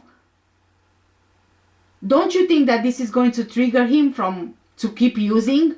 I mean, it's kind of common sense, really. You don't need to be a nurse, you don't need to be a doctor, you don't need to be a professional. You just need to bloody be a human being, a kind human being, to understand these things. And not only that, but we know that from what she said that John is an alcoholic and she's struggling and he's struggling to get clean from alcohol as well. Yet, on her 30th birthday, she told Johnny the alcoholic that she won't get angry if he brings alcohol to her birthday party. That's what she said, that she won't get angry. And she even said that he can even bring a joint. I don't know if I can say this out loud on YouTube, but I might have to censor the word because my last video that I uploaded, it gave me monetization issues, and I have no idea what word I used which triggered YouTube, because I appealed and it was rejected. So anyway, I'm having a few issues with this. So it's her 30th birthday, right? Johnny is late to her birthday because he had a business meeting. So he's late to her party. She's getting frustrated, she's getting angry, whatever. And Johnny the alcoholic is being told by Amber that she won't get angry if he brings alcohol. So the first issue, Johnny the alcoholic, we know that Johnny was struggling with his addictions. So she's giving him the okay to bring in alcohol, but then she says it in a way like she won't get angry. This to me sounds like she's telling him, oh, don't worry, I'm not gonna get angry, we are not gonna get into a fight if you bring alcohol in. You get what I mean? Like, she made sure to point out that nothing is gonna happen to her mood if he brings in alcohol, which to me suggests that Johnny knows that she gets angry in certain situations, and so that's why she's pointing this out. It's like, you know, it's like when you tell your child, you can do this and I promise I won't get angry with you if you do this, because your child is reluctant to do it because your child knows that you will get angry. So you know what I mean? It's kind of like a learned behavior. Amber Heard, oh, Amber Heard never ceases to surprise us, because Amber Heard brought in a new detail in 2022 in court in this trial of another occasion of SA, which was never mentioned previously, where she alleges that Johnny SA'd her on her 30th birthday when he grabbed her by the pubic bone. I don't even know if I can say that either. YouTube is YouTube. So again, I'm having issues with this grabbing by the pubic bone. So the pubic bone is on the inside, right? So then how do you grab someone by that bone and then drag them and then place them on a bed or on a sofa or on the floor or wherever? Can you physically do that? Can you physically do that? I just find it very odd. I find it very odd. Can you do that? Am I an idiot? And you can. But I just don't know. I don't know. It doesn't make sense to me, guys. It just doesn't make sense. Throughout the video, I'm going to play clips of instances of the cross-examination, because I might not, I might not remember everything that was mentioned, as it's quite a long trial. So like I said, 7 hours in total. So I'm kind of writing things down, pointers, so I can talk about, so I know what to talk about, but some instances I will forget, or I will forget to mention. So I will add clips as well throughout this video. But anyway, there was a subject touched about James Franco, and we already know about James Franco and the CCTV footage. It turns out that Amber was attempting to change the locks to the penthouse She attempted to change the locks, and on the same day, she brought James Franco over to the penthouse. So guys, she got the restraining order. She tries to change the locks to Johnny's penthouse before James Franco comes over. Why? Why is she doing that? Why is she attempting to change the locks to Johnny's penthouse? Oh my God, the guts on this woman, the entitlement on this woman is just beyond anything I can imagine. Honestly, how do you think it's okay? Who do you think you are to think that it's okay for you to just go ahead and change the locks on a man's penthouse? Who do you think you are? I would never think about doing that. So, but anyway, you remember that, I don't know if you remember from previous videos, but Amber's lawyer, at the time of the divorce, she advised Amber that if she doesn't get the restraining order in place against Johnny Depp, then she will effectively be homeless. So there are a couple of reasons why I think she got the restriction, why I think that she got the restriction order. She didn't have anywhere else to live apart from Johnny's penthouse, and she knew the divorce is happening. She had to put that restraining order in place so that she can still live in Johnny's penthouse, and not only that, but also so that all her story comes together and all her story makes sense. And that was the only instance when she went for the restraining order in court. That was the only instance where she didn't have any makeup on and she had a bruise on her face. And coincidentally, all those photographers and journalists and reporters were at the courthouse when she went for the restraining order. But of course, she wasn't the one who leaked this information. No, she wasn't the one who did that. And you know, it just happened that on that particular day she didn't wear any makeup, even though 99% of the time, according to her, she wears makeup. And it's in fact part of her morning routine because she uses a moisturizer with a tinted foundation. But on that particular day in court, she didn't use that tinted foundation. I used to use tinted foundation, Nivea, it was Nivea tinted moisturizer.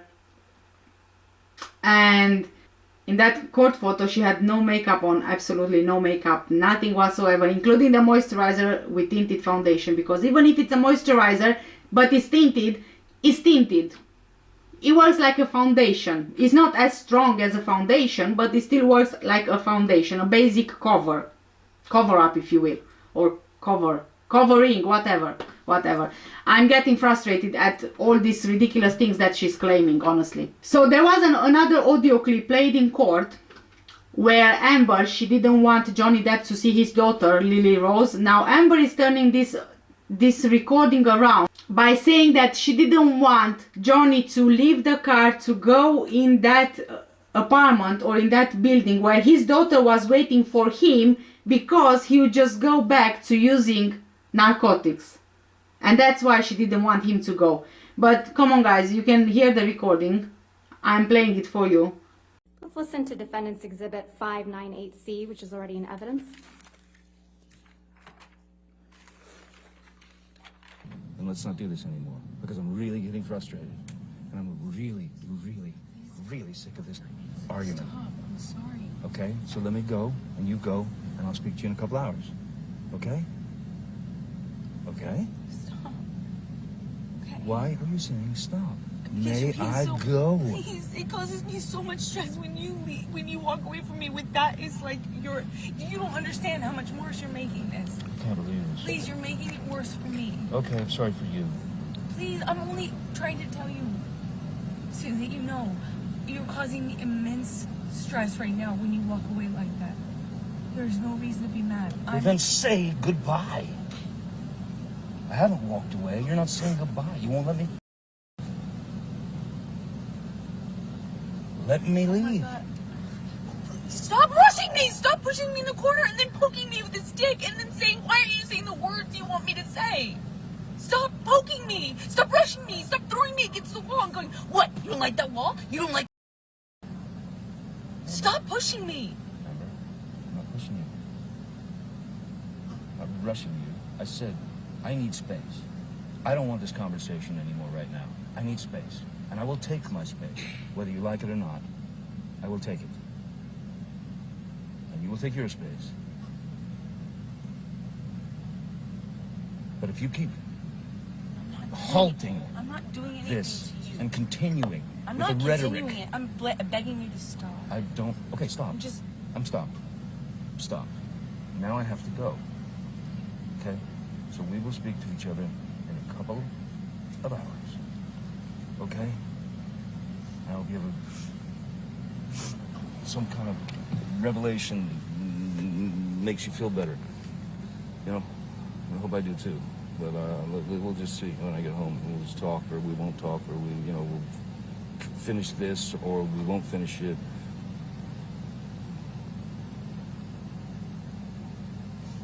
But this is not love. This is not happiness. This is not. Please stop doing this. Please, you're causing me so much stress.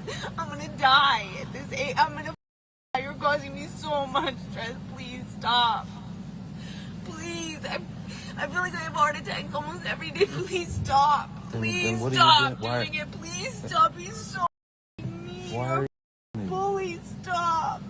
Please stop. I've been begging you not to fight. I just said, can we please have a normal argument? Just even a normal conversation, like a normal argument. And for the last hour, I've been begging you to please just leave it at that. Let's just go on with our night. I would have been able to come in with you. We would have been able to let it go in a few minutes. It would have been fine. If we allowed ourselves to have normal arguments. Please, you're killing me with this. You're killing me. You're killing me. Sean, could you, please, I want you to just go. I want you to take your medicine or whatever. I'm sorry that I've upset you this much. Thank you, Sean. I'm ready to go. Thank you so much. I'm really sorry. I'm really ready. It's you and Mr. Depp in the recording, correct, Ms. Heard?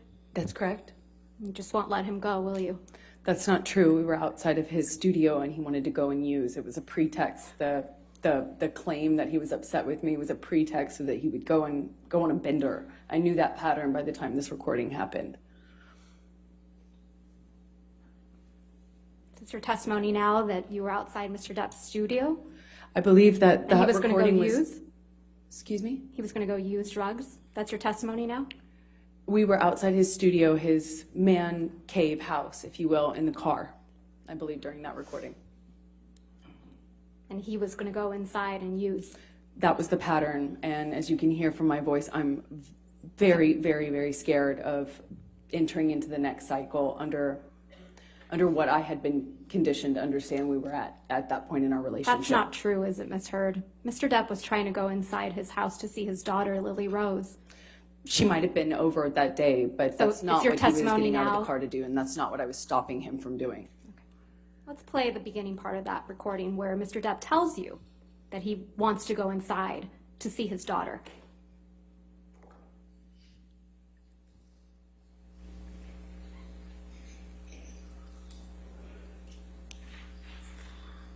And let's not do this anymore, because I'm really getting frustrated. And I'm really, really, really sick of this argument. Stop. I'm sorry. Okay? So let me go, and you go, and I'll speak to you in a couple hours. Okay?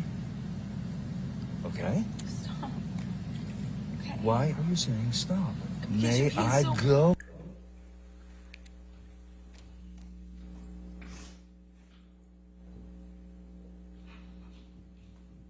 We'll circle back to this, but it's your testimony that you were outside Mr. Depp's studio. We were in the car.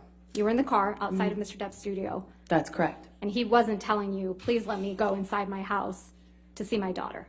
He was indicating to you that he wanted to go inside to do drugs. That's your testimony. I know my testimony is that I knew what he was going inside to go do. I knew what stage of the cycle we were in. I knew the patterns by then, and I was desperately out of time trying to interrupt that cycle.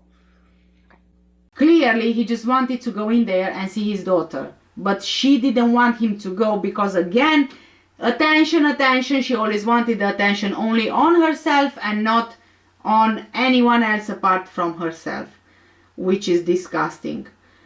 And you know, Amber Heard, you have a child, and your time will come. You will see. Your time will come when you will be so hurt by someone else, and they will be using your child against you. And you will see then how bad it is, how bad and how awful you've been to Johnny and his children. So yeah, like I said, when she went to court for the restraining order, she didn't really have her bruise kit with her, did she? She went in with a bruise with no makeup, even though she said in court that she always used her bruise kit and she always kept her bruise kit in her bag just to make sure that she is using it wherever she goes. And you don't have any medical records reflecting that you required any reconstructive work, do you? I never required reconstructive work. What you do have, Miss Heard, are pictures of Mr. Depp sleeping, though, right? The jury saw a lot of those. You took this photograph, right, Miss Heard? That's correct. So you decided to take a picture of Mr. Depp asleep on the floor? He was passed out. Let's take a look at Defendants Exhibit 1091, which is already in evidence. You took this picture as well. Yes. And this is a picture that was taken in the Bahamas, right? And this is a picture of Mr. Depp taking a nap on his tropical island, sleeping on the nod on his island. They're very different. On vacation. We were on vacation, yes. You also took this picture, right, Miss Heard? That's correct. I did. And this is another picture of Mr. Depp asleep in a chair. No, he was nodding off. When you're nodding off, you're high on drugs. Didn't even feel the cigarette in his hand that had, been burning on his leg. It was cause for alarm for me, naturally, because I cared about him. It's your testimony under oath that Mr. Depp is holding a cigarette in this picture? He had been.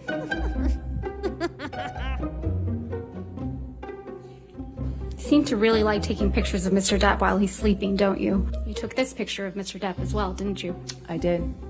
You decided to take a picture of Mr. Depp asleep with ice cream spilled all over him, right? Where he wouldn't even feel ice cream or a lit cigarette on him, and it scared me. So you took a picture of it. Who clean up after him? Objection, protect Your him. Honor, I'm going to move to strike everything after yes. She took this picture. Still responsive, Your Honor. The question was, did you take this picture? All right, I'll sustain the objection. Thank you, Your Honor. Or you would agree with me that this is an embarrassing scene, right? But you sent this picture to one of your friends, didn't you? I don't recall. And for ease, we've gone ahead and redacted it. Yes, I was asking for support. That's correct. There's no question yet, Miss Heard. So directing your attention, I'm going to move to admit. So you sent Miss Pennington this picture of Mr. Depp with ice cream spilled on him, right? That is correct. And this is you protecting Mr. Depp. That is me getting support from my best friend. You weren't afraid the monster would get upset that you took this picture? This was Opiate Johnny. This is a different version of him. This is Opiate on the Nod Johnny.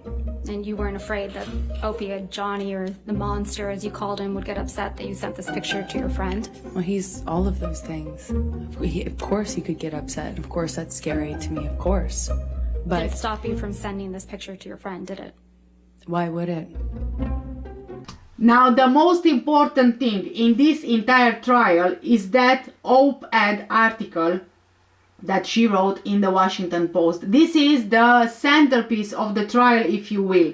And this is what the defamation is based on. And guys, oh my God, Camille didn't disappoint. She just didn't disappoint. She got Amber Heard to admit on the stand without even realizing that the article, the op-ed article, was about Johnny. Oh my God, when I heard that, I was like, yes, that's it. I think that Johnny, from this point of view, already won, because Amber Heard just admitted on the stand, under oath, in her own words, that the article was not just about Johnny. Keep this in mind, not just about Johnny. So this article was about Johnny, but not only about Johnny. Yes, oh my God, I jumped on that sofa when I heard Amber Heard say what she said on the stand. I think that this was the most important highlight of the cross-examination. Camille got Amber exactly where she wanted her. You wrote this op-ed, right, Miss Heard? With the help of the ACLU, yes. That's what you testified to in this courtroom, right? That is correct. And this was published on December 18th, 2018, correct? That is correct. Aquaman was released on December 21st, 2018, right? Yes, that sounds correct. And that was your first big blockbuster, big budget role, right? I disagree, but it was the first time I had like a leading role in a movie of that size, yes. Well, second time, yes. What was your first time? But the first one was the film I talked about yesterday, Justice League. It introduced the character. So, technically, it was the second one. But you were the love interest in Aquaman, correct? That is correct. Now, at least parts of this op-ed are about Mr. Depp, isn't that right? It's about what happened to me after. You sat here during opening statements when your attorney argued that the context of your statements in this op-ed matter, correct? That's correct. So let's go through some of that context.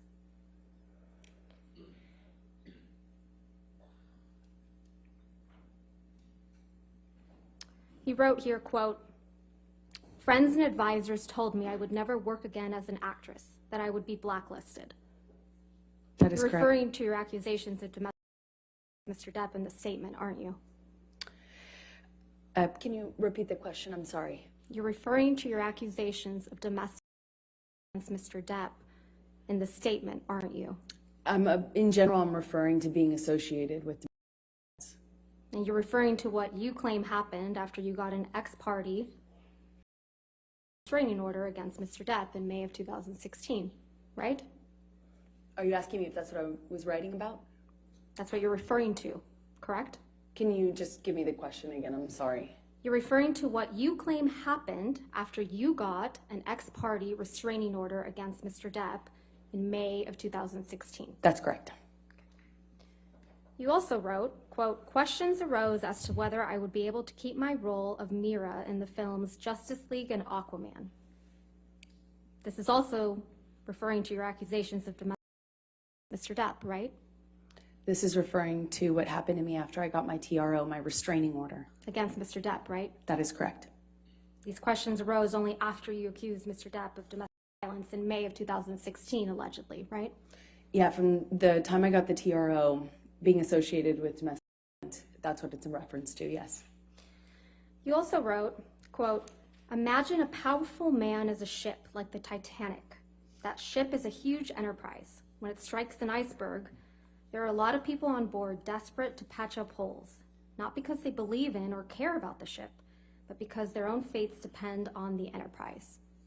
In this op-ed, you're saying Mr. Depp is a ship, right? I'm making an analogy to a powerful man as a ship. The powerful man you're referring to in this analogy is Mr. Depp, right? I was talking about a bigger issue, actually, than just Johnny. I was talking about what we as a country were talking about at the time of writing this, which was when powerful men in general do something horrible or something they shouldn't, how there is a system in place to protect them, clean up after them, maintain them afloat. This is a reference to not just Johnny, it was about what was happening as a culture when we were addressing a lot of Me Too issues for the first time. The iceberg is you in this analogy, right, Ms. Heard? I would not say that. That was not what I intended to know.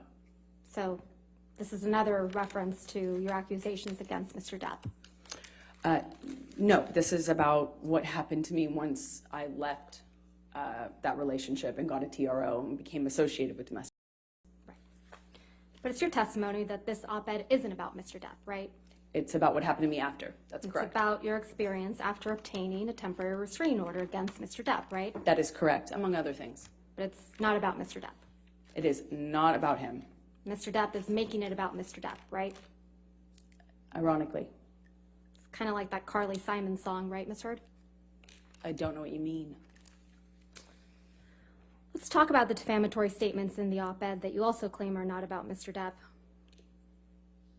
Then 2 years ago, I became a public figure representing domestic, and I felt the full force of our culture's wrath for women who speak out. This is about Mr. Depp, isn't it? No. You wrote this in 2018, right? Exactly. And 2 years prior was 2016, right? That's true. Okay. That's correct. So It's not about May of Johnny. It's about what happened to me Ms. after. Heard, my question was May of 2016 is 2 years prior to December of 2018, correct? That's correct. All right. May 2016 is when you publicly accused Mr. Depp of domestic violence, right? I got my restraining order at that time. And you publicly accused Mr. Depp of domestic Yes, that was attached to my restraining order, so yes. May of 2016 is when you sought a restraining order against Mr. Depp. That's correct, and I had to May- provide testimony for that. Right. And May 2016 is when you walked into court with a mark on your face to obtain that restraining order. Yes or no? That was the day I walked into court with a bruise on my face, yes. And you were photographed with that mark on your face, weren't you? I walked out to a bunch of photographers, yes. May 2016 is when you told the world that Mr. Depp had physically abused you in your relationship. Isn't that right? That I had to provide testimony as part of my restraining order application, yes. And that's how you became a public figure representing domestic violence. Right, Ms. Heard? From that point on, yes. That's when you claimed you faced our culture's wrath, That's right? when it started, yes. But it's your testimony under oath that this statement is not about Mr. Depp. It is not. It is about what happened to me afterwards. That's the more interesting thing for me to write about.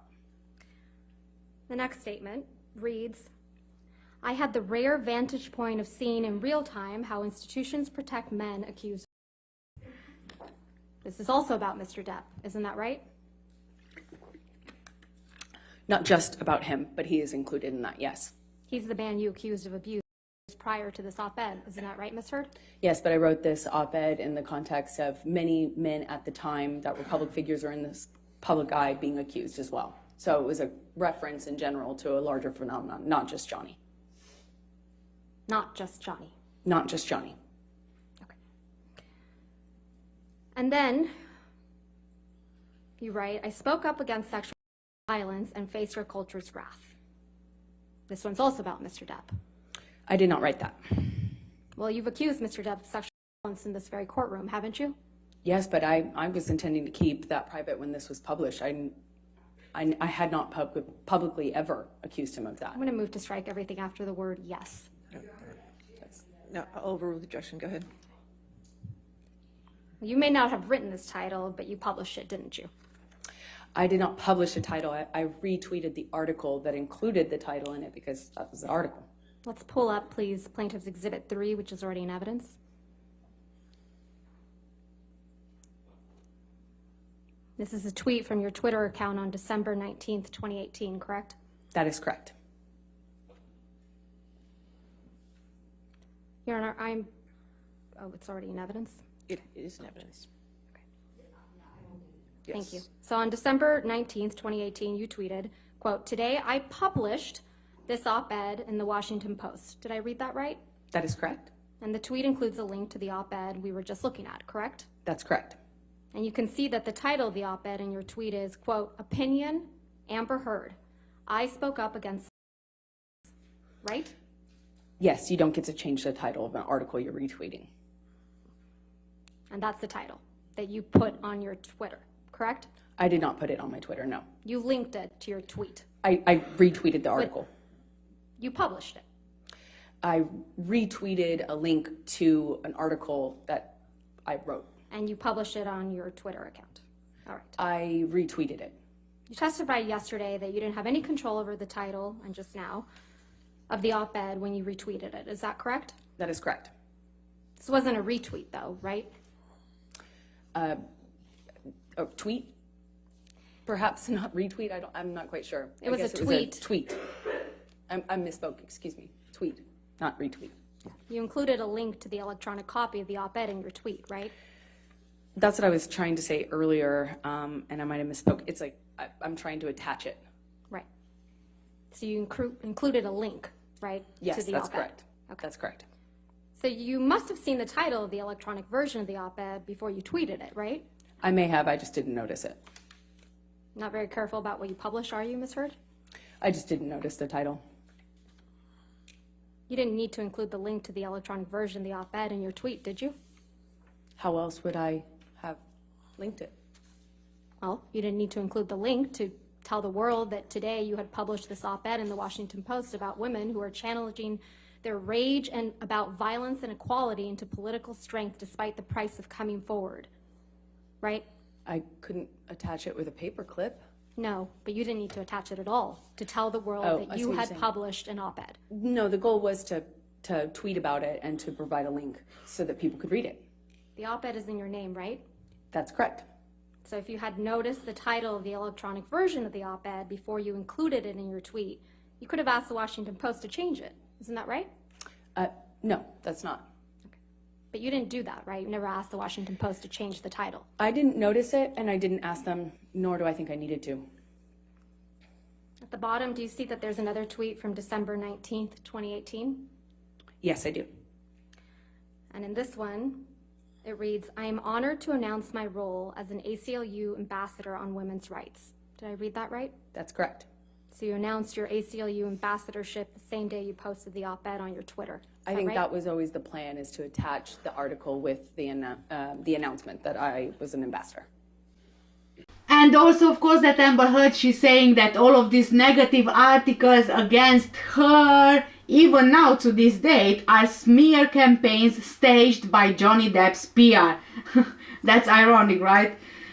Yeah, everything that Amber says, like I said, everything is someone big against her, someone doing something to affect her negatively. It's never her fault, no, it's always somebody else's fault.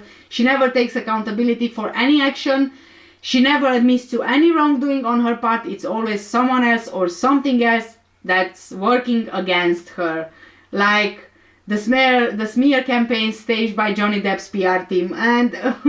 And yes, I think that Camille Vasquez and Johnny Depp's lawyers, they are kind of suspecting that Amber Heard is checking whatever is said online about her, and Camille in the cross-examination was trying to highlight the fact that she does check stuff about the public perception of her. And actually, brilliant job, Camille, I have to say again, because you made Amber say that she does check stuff about the public perception of her. Yep, that's another thing.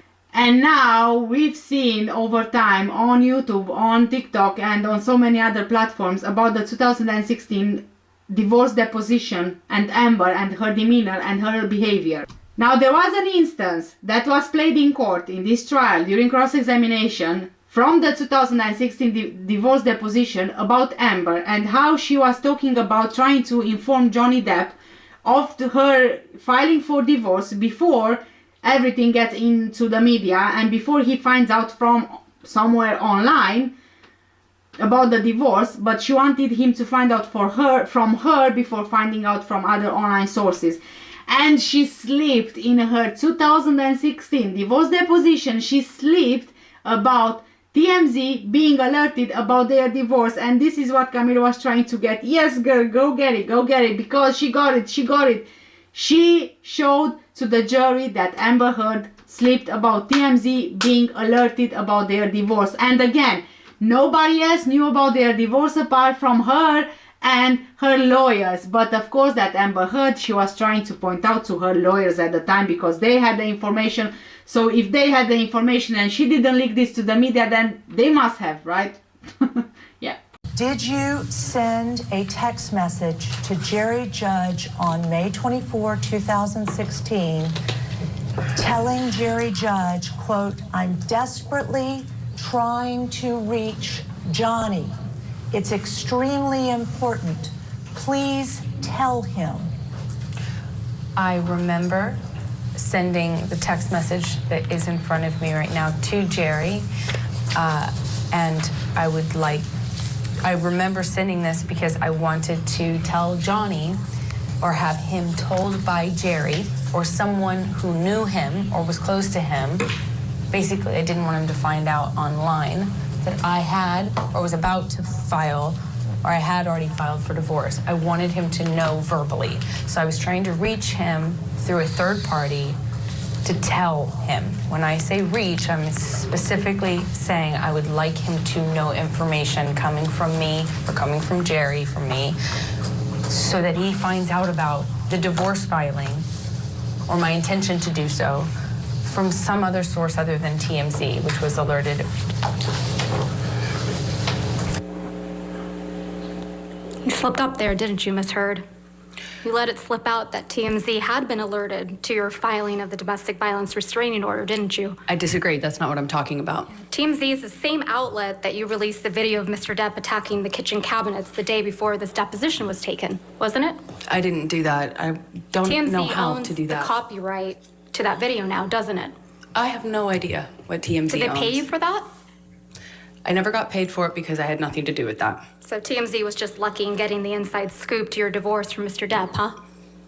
I have no idea. That's not my area of expertise. I wouldn't even know how to do that. And also, what does that get me? If I wanted to leak things about Johnny, I could have done that in a much more successful way, in a bigger way, for years. Not and when years. you were extorting him for $7 million. I got a fraction of what I was entitled to in the state of California, by the way. Right. What extortion? And you remember my last video where I mentioned the copyright issue, of course, that Camille Vasquez brought this out in court, and she pointed out to the video being copyrighted, and she actually made the points that I made as well in my video about the video being sold to TMZ, although I'm not getting that copyright, as I told you, but a lot of people are getting that copyright with TMZ. So Camille Vasquez also pointed this out, and I am quite happy that she did that, and I kind of see what work they were doing in this 1 week they had off, Johnny Depp's team of lawyers. And now, going to opening the door, you know that we've speculated what that meant and why it was so important. So at the end of the cross-examination, Camille Vasquez brought out the DV against Amber's then wife, the photographer, which for the life of me I can't remember the name. I apologize, but I just can't seem to remember the name. So Camille Vasquez brought out the DV allegations, the DV charges against Amber from her ex-wife. And that meant opening the door. Although I was kind of hoping for more, I don't know if this is enough in the eyes of the jury. But of course that Amber, we already know about these allegations, and we know that Amber Heard, she claims that the police officer was homophobic, and as soon as she realized that they are a couple, they treated them differently. And but then the police officer, she came out with a public statement saying that that can't be further from the truth, that can't be any more further from the truth, because she herself, she is a member of the LGBTQ community, and so she couldn't have been homophobic. Now there are all these kind of things, and also Amber, she tried to get her lawyer to, you know, wipe all the charges from her record before she got together with Johnny Depp. So she was trying to get her record clean, although Amber Heard was charged with DV against her partner at the time, and she even spent the night in jail. She even has a mugshot. So as much as she's trying to say it wasn't true, it wasn't real, blah, blah, blah, blah, the police officer was witness to it. The police officer saw Amber hitting her then wife. So, you know, and that's the reason why the police officer arrested Amber, and they were trying to charge her. However, the charges were dropped by her then wife. But then we know that when you are truly a victim of DV, more rarely than never, you don't get charges. And even if you do manage to get those charges against you eventually, you know, get the charges dropped. So we know that these instances are happening. And of course, not to mention as well that during her testimony, during Amber Heard being on the stand, she's trying to paint Johnny as well as being homophobic. Yeah, like how badly he spoke with one of her friends, that it's offensive, and it's very demeaning, and it's very offensive to a member of the LGBTQ community. So effectively she was trying to paint Johnny as being a homophobic guy. Yeah, there you go. So this is more or less the coverage around the cross-examination. Tassa Van Ree is your ex-wife, right? That's right. She's my ex-partner. She's the one that you told this jury Mr. Depp was jealous of, right? Yeah, well, that was a 2013 fight around March, yes. You testified that he tried to burn one of her paintings, right? That's correct. You testified he tried to burn one of your favorite paintings that she did. right?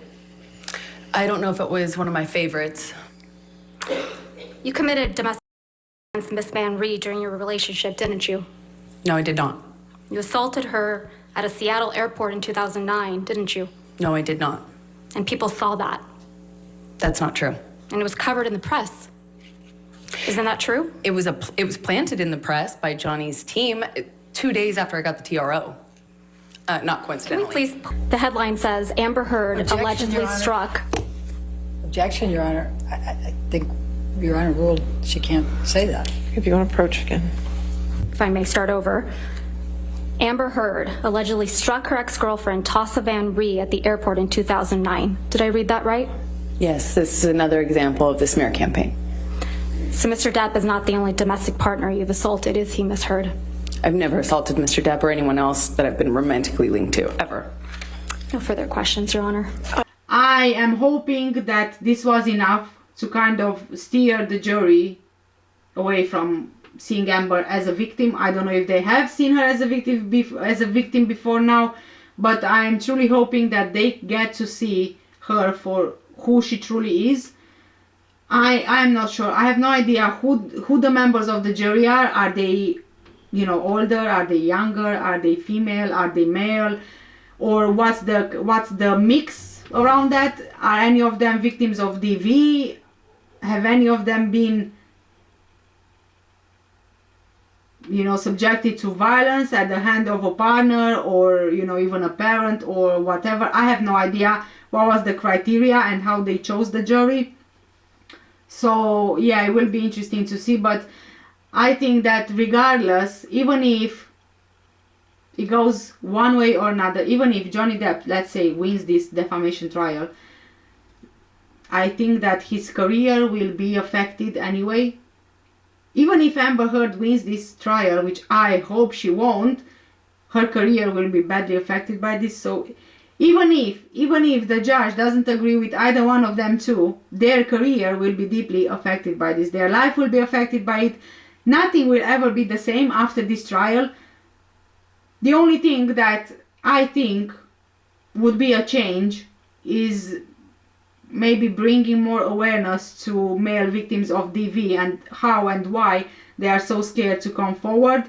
But then again, if Amber Heard wins the trial, it kind of goes against that, because even more so, male victims of DV will see what happens when you bring everything out there to the jury in a trial, to the public eye, and you are not believed.